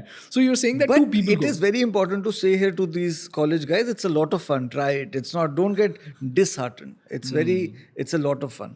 Yeah, stupid optimism is what builds great companies. Because without वो that, मेरे अंदर कूट के भरा हुआ stupid optimism. okay, so there are two people who go and visit the store too. So our idea was कि bottle खोलो. We had a lot of confidence. So now I'll tell you two secrets. This sweet onion sauce is the most American sauce that you can think Yeah. of. If you pick up that bottle and you can see those black dots. Yeah. As I told you, I am a very, very proud Indian, and Viva ki success ka one of the biggest secrets is every product has an Indian angle. So hamari sweet onion mein the black seeds are actually kalonji seeds. Okay. Kalonji seeds are onion seeds. Now, kalonji gives a familiarity to your mother's kitchen taste. Our Southwest Chipotle, though we will import the Chipotle pepper from Mexico, but the heat level is of a Indian chili chutney. What do you mean heat level? The heat, the amount of mirchi. Okay. Amount of mirchi. So every product has been, though it's an international product, but it has been designed to the Indian palate. So हम क्या करते थे, हम shopkeeper के पास जाते थे कि sir बहुत अच्छे प्रोडक्ट, आप नहीं मानते तो ट्राई करके देखो. Invariably, the product would be tried by the retailer and he would say हाँ यार प्रोडक्ट तो अच्छा है, चलो रख दो, बिक जाएगा तो पैसे दे दूंगा. तो ब्रेड पे लगा के देते थे. स्वीट अनियन का shockingly again the most American sauce, हम उसको नमक पारे, दैट टूटी मट्ठी, दैट सॉल्टेड मट्ठी के छोटे छोटे लाइक फ्रेंच फ्राइज लुकिंग, सो वो हम नमक पारे मट्ठी के साथ खिलाते थे, सॉरी स्वीट अनियन मट्ठी के साथ खिलाते थे.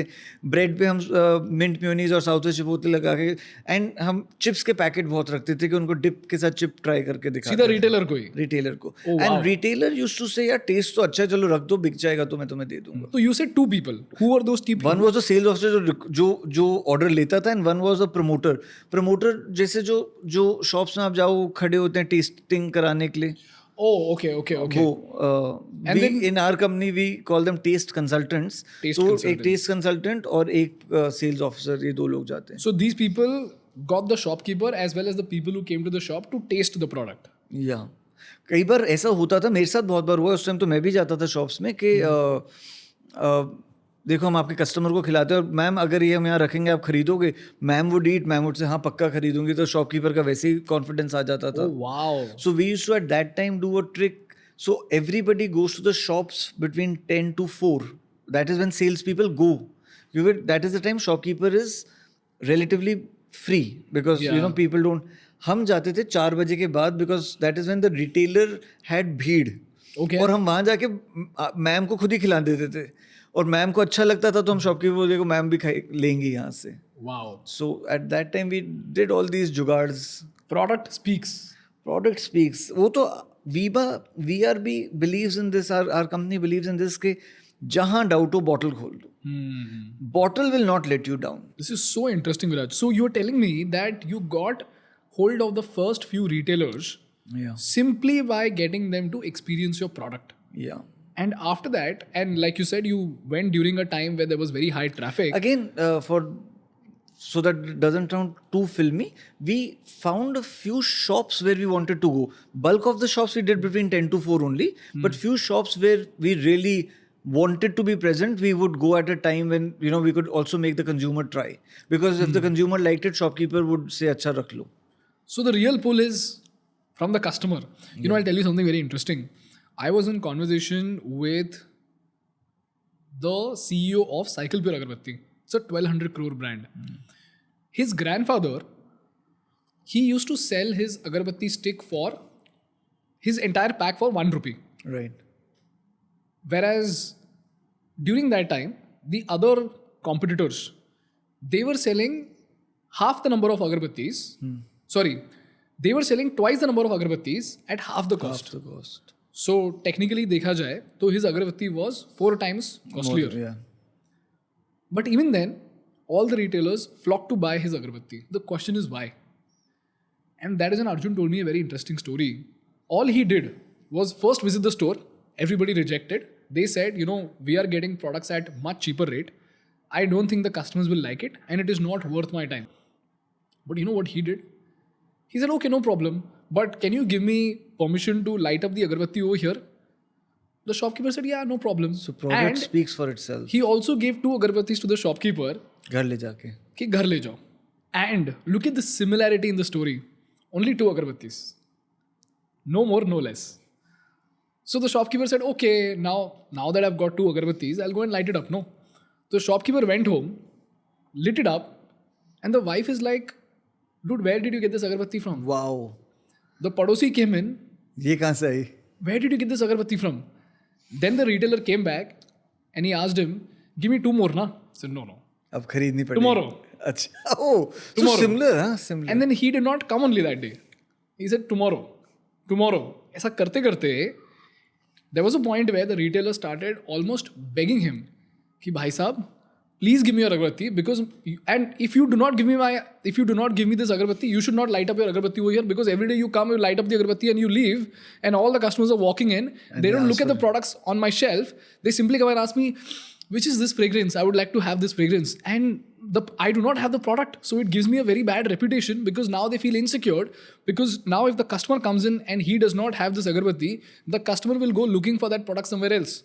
So the retailer got so insecure that the retailer requested him for the product, and then he started selling the product. And when he entered the market with a premium. And even today, I just mentioned that good companies do even those things well that nobody takes notice of. Cycle Pure Agarbatti is one of the very few agarbattis which will not give you a headache, which causes the least amount of pollution. Oh, I didn't know that. And most importantly, back then, they made sure that whatever agarbatti they made, it will burn till the end. Oh, so again, see value for money. Okay, and I asked him who cared. The only answer was nobody cared, but we did. Yeah. Do you realize the similarity? So this is, I'm talking about 30, 40 years ago. But I'm just happy to hear, again, for the sake of clarity, no retailer ever kind of begged us to keep the stock. Hamare saath wo kabhi nahi hua.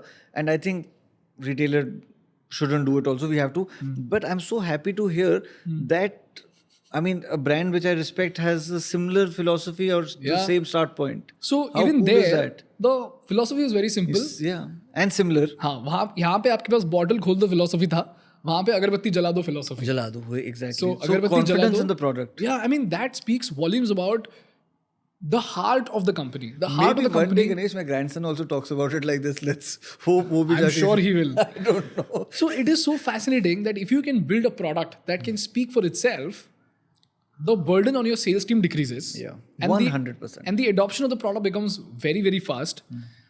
So until you build a great product, you're going to endure all the trouble possible. But after you build a great product, if the product starts speaking and you don't have to speak, then you will have an easy ride scaling You up will your company. still endure problems, but till the product speaks. There'll be good problems. Yeah, there'll be good Constructive problems. problems. No, there'll be tough problems to begin with, but once it starts speaking, you have to give the product some time to speak, right? Yeah. So those 6-7 months are difficult. In our case, I do not know what happened. Again, the consumer gave us so much love. After we entered retail, and all of these things happened, we put our stocks in certain shops, well, distributor shops. Then something snapped. 6-7 months later, word of mouth, I don't know what happened. Our product started moving fast and we were not ready on how fast the product is going. The consumer, I'm so blessed and God has been so kind to me that the consumer, this was not by design, we did not envisage this. The consumer gave us so much love that I was humbled beyond anything. And the product started moving fast and fast and fast. And now to complete the answer to your first question, the distribution today is very different. We've got 3 places of manufacturing, 2 owned by the company and 1 outsourced. Now we have depots in the country. So let's say we have 1 depot catering to north, not 1 catering to north, multiple catering to north, a couple catering to west, like that. So plants to depot to distributor, and distributor to retailer. So we've got now state depots where the stocks come and then they're given. So state depot, in certain places there are own stock, and in certain places we've got something called a super stockist. Super stockist. Yeah, so super stockist is 1 level above the distributor. Okay. So he will take the stock. Let's say, for example, in the interiors of Punjab, we want to open our distribution. Wahan pe we will open, let's say, 70-80 distributors. Now, each distributor will be too small to ship from the depot directly. So we might open a super stockist over there. Okay. So we will ship him 1 truck and he will ship part loads to multiple distributors in a 20-kilometer radius from him. Okay. So if I were to draw a chart, what would this look like? First we have the retailer. Then we have the No, if distributor. you're starting from the bottom, first you have the consumer. Consumer. Okay. Consumer तो first है ही हर case में. So consumer तो पहले ही आते हैं. So consumer, retailer, distributor, super, then CNF. What is CNF? Carrying and forwarding depot. It's a depot, basically our company depot. So now, in certain cases, it'll be distributor to CNF. Okay. And some places we'll put a super in between. Okay. Okay. And then company, which means plants. Okay. Understood. So super is in some of the cases, not all the cases. Okay. Got it. And in some cases, we'll not even have, let's say, a CNF. We might build directly from the company to the super. Okay. Okay. So consumer, retail, distributor, super stockist and Depot. depot. Okay. And then factory. It is so fascinating to understand that the consumer who's buying a 50 rupee product is the one who dictates everything in the market. Yeah. Okay. Now, Viraj, I am very... And the number 2 person of importance, it's the consumer, then the retailer. Distributor and company come last. So in the level of importance, I would say it is consumer, then retailer, then I would say company, then distributor. So Viraj, you told me that you conducted a lot of experiments to try and crack taste. And since taste is so subjective, it is very difficult to put math or science to it and say, oh, you know what, we've cracked taste. But then you have done it at scale. So how did you approach this problem? And I'll tell you where this is coming from. This is because I studied KFC, Starbucks, and all the other companies. Every time they enter a market, especially Japan or China, because these countries are so culturally different as compared to the US, it becomes extremely difficult for them to crack that market. Right. And India is also another classic example of the same, whereby when I went to Japan and I had their McDonald's ka burger, it was terrible. And that is when I realized that there is such a drastic difference in the burgers that we eat and the burgers that they eat. So they say that, we have to cater to the Indian taste palette. And here you mentioned about the Southwest Chipotle and the sweet onion sauce. But how do you do this by design and not by chance? Be ready for a slightly long answer. Okay. And number 1 is, in India, the taste changes every few 100 kilometers. So Yeah. I was very clear that we will not dabble in Indian products, because out of our entire 90 products on the shelf, we have only one tandoori mayonnaise, which is a North Indian centric taste bud. we are responsible for bringing outside taste into India. I'm not saying Western taste, I'm saying outside taste into India, which means that rule of the products changing every 500 kilometers did not apply to us. We have a phenomenal R&D team. So how the process starts, first thing we make is completely indulgent, full fat, full sugar product. It's very tasty, usually made by a chef in-house. After that, this amazing team that we have, headed by a lady called Dr. Shilpa, this team, their job is to take this full fat, full sugar product, make it plant friendly. So step one is we make it manufacturing. What is made by a chef might not be manufacturing friendly, right? Second is, step two is we make it manufacturing friendly. Step three is we keep reducing salt, sugar and fat from that product. And we take it to a level where how do I put it? Where we have an internal benchmark कि इतना fat हो जाए तो चलेगा, इतना sugar हो जाए तो चलेगा. When we try it at R&D, we are trying it against the full fat, full sugar product, which is far tastier. But our consumer is never trying that. He's only trying the stripped down version, because we want to give healthier products to our consumer. So internally, Veeba, by the way, is the only brand. If you pick up our Southwest Chipotle, we not at back of pack, front of pack, we declare sugar per serving. We are very transparent with our consumer. Fat per serving, sugar per serving, we declare front of pack. Now, let's say if our internal benchmark is 2 grams se zyada nahi cross karna, we will reach that place. Once we reach that place, then we will have a consumer survey. In the good old days, I mean, not the good old days, but when we started out, my friends were my guinea pigs. So whenever you go to people and you say, everybody, and rightly so, Ganesh, everybody is an expert on food. Everybody is an expert, right? True. So my trick was, हमारे घर में अपने हम friends को बुलाते थे, without telling them, me and my wife na, we would put 3-4 dips with our snacks. If I ask them, यार इसका feedback दे दो, हर बंदा बोलता है इसमें नमक कम है, इसमें चीनी ज़्यादा है, इसमें ये है वो. हमारा सिस्टम क्या होता था, हम बस रख देते थे. अगर पार्टी के बीच में उसको refill करना पड़ गया, so without telling people, if they're dipping and going back for it again and again, we used to realize कि लोगों को पसंद आ रहा है. Wow.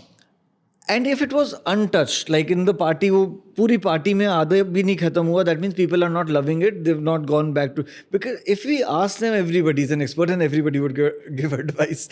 So at that time, we used to do this. Today we have a consumer panel, we'll get 30-40 consumers, we'll ask them for blind advice. You give feedback without your name so that you can give, so that might comprise of few employees के friends, my friends, my family, ऐसे करके हम एक panel बना लेते हैं और उनको फीडबैक देने को बोलते हैं. And they give us feedback. And now we also understood कि क्या फीडबैक मांगना चाहिए, क्या नहीं मांगना चाहिए. So now it's a bit more formalized. Once the feedback comes in, if it is abnormal, which means 1 or 2% are saying something, 80% are saying this is okay, then we disregard the 1 or 2. But if the bulk or 50% are saying कि नहीं इसमें मिर्ची कम है, then that means मिर्ची actually कम है, because if bulk of the people are saying that, after that starts the science part of it. Okay, I just have to stop you here because I need a little bit elaboration on the feedback part. What are the questions that you ask them during feedback? So first of all, I mean basic stuff like does it look okay? Look, okay. Even for a sauce, look is important. Okay.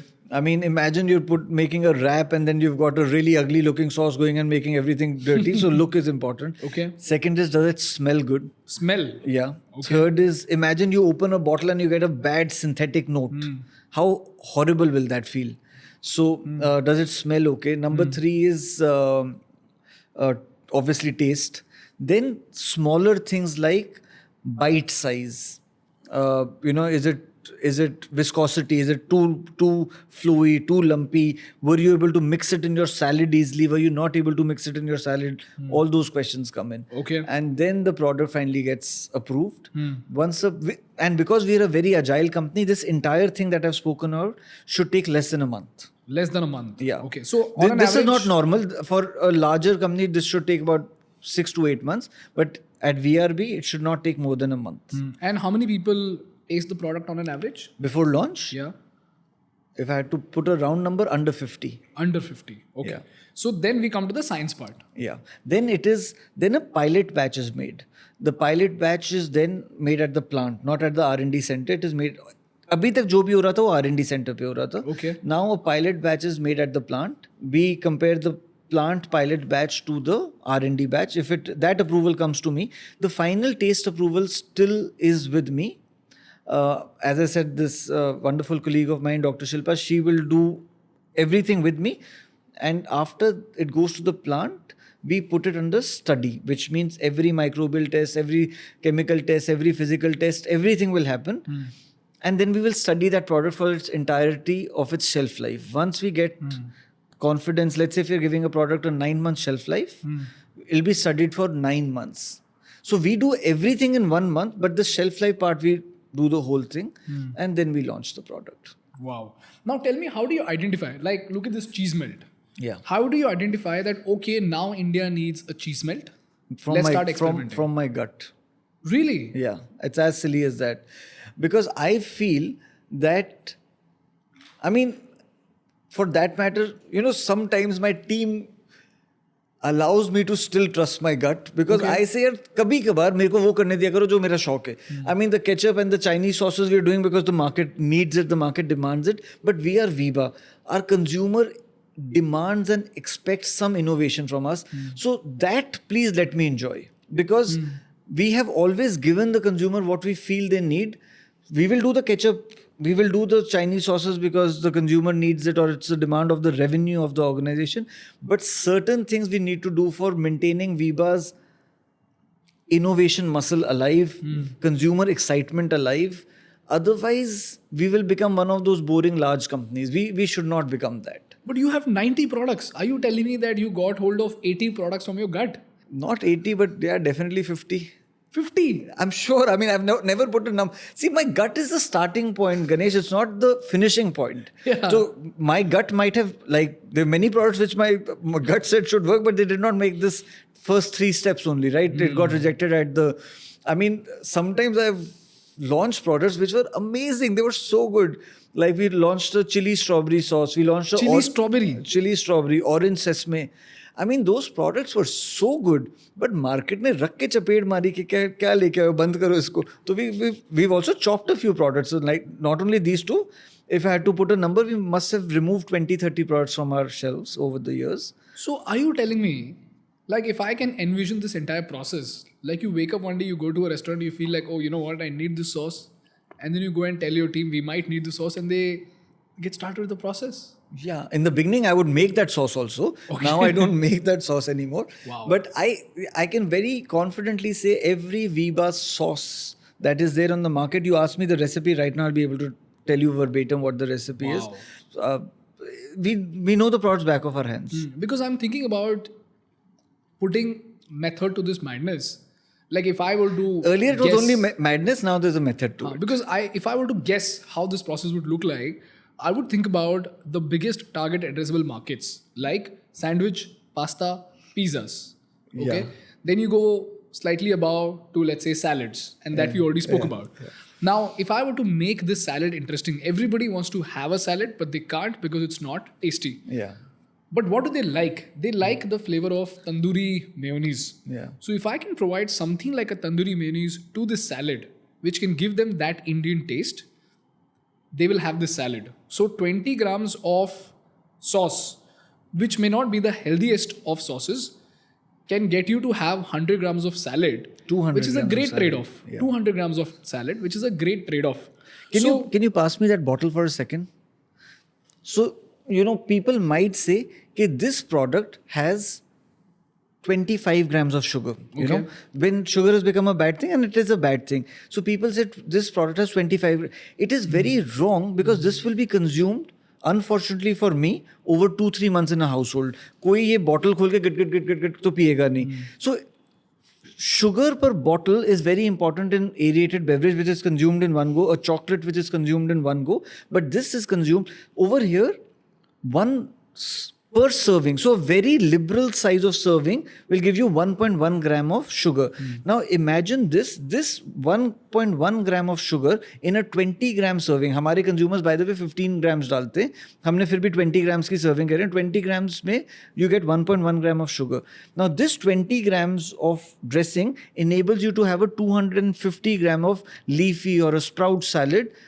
So actually you're having 1.1 gram of sugar in a 270 gram portion. Yeah. So, and because of that, today you have a Southwest Chipotle salad, tomorrow you have a Moroccan harissa salad, the day after you have a sweet onion salad. You are able to eat salad every day. Yeah. So, obviously this product is not as healthy as the salad itself, but this is like a, how do I say, in insurance time, this is an insurance policy. It's a trade-off. It's not a trade-off. I'll have It's 1 gram of sugar, but that will let me have 250 grams of pure nutrition.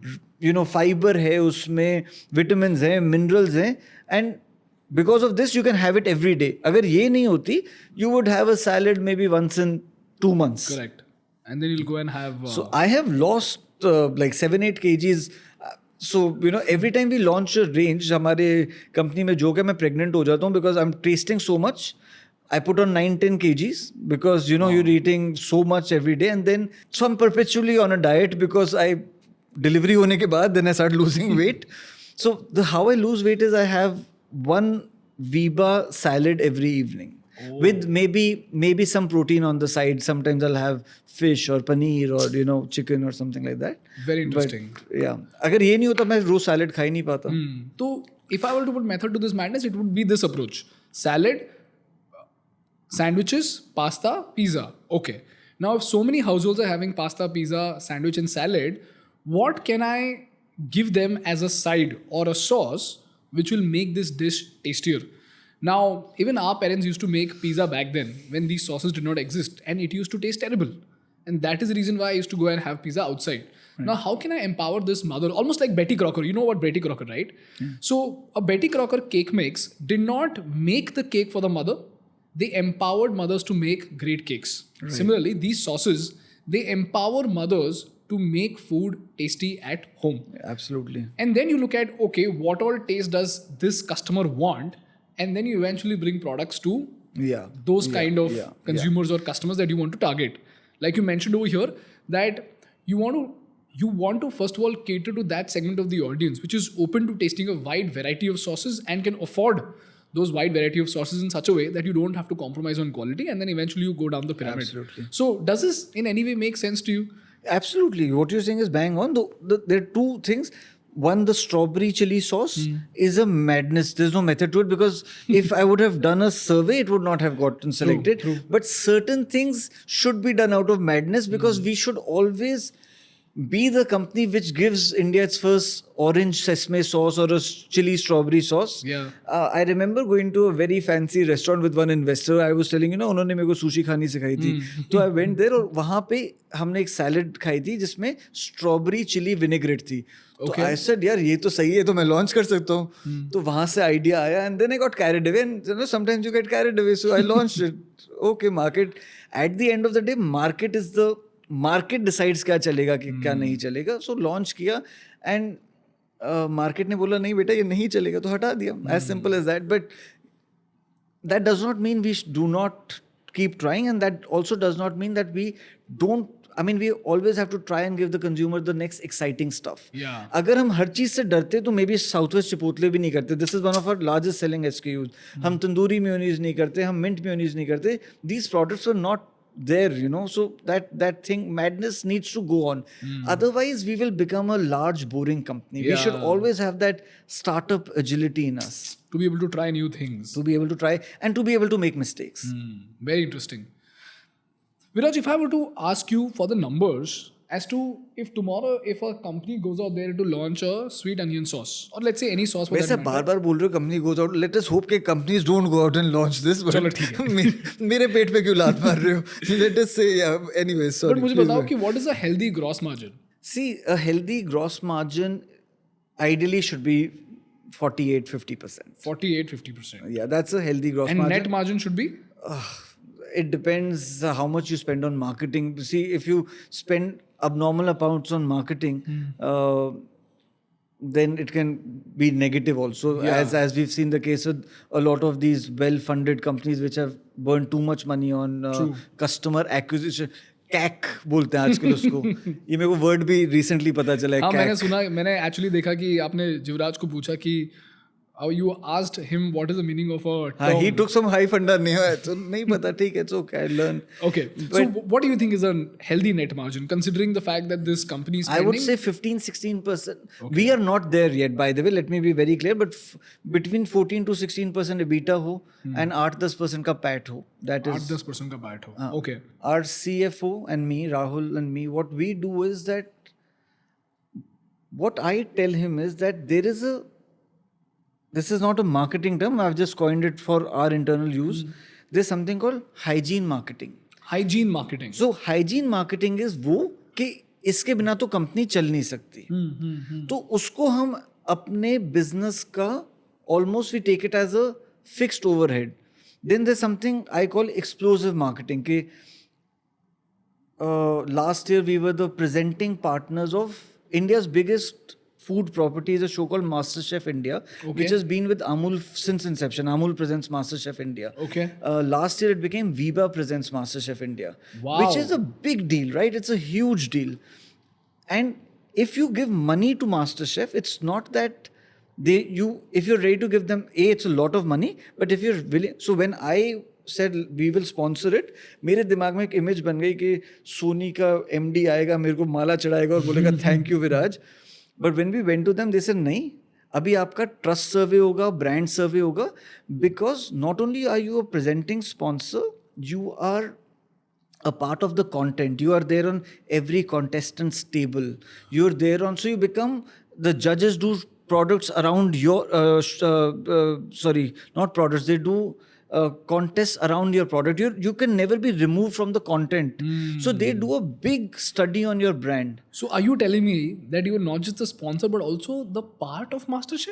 Yeah. That is Last year we were a presenting sponsor, and if you see any show, Viva is there on every contestant's table. They have to make products using Viva's products. There's a big shelf of the size of the square, which is a Viva pantry. You can go and pick any Viva product. We're totally embedded in the show. So if you're willing to pay money, let's say you are, for example, a instant noodle brand. You cannot be a presenting sponsor because MasterChef cannot have instant noodle as a part of the presenting sponsor. आप एक तरफ बोल रहे हो MasterChef बनो, दूसरी तरफ कह रहे हो आप instant noodles डाल दो, then it's against the concept of MasterChef, right? So they do a brand study. When they approved our brand, that is when we could become a presenting sponsor. Again, trust played an important role. Yes, absolutely. Wow.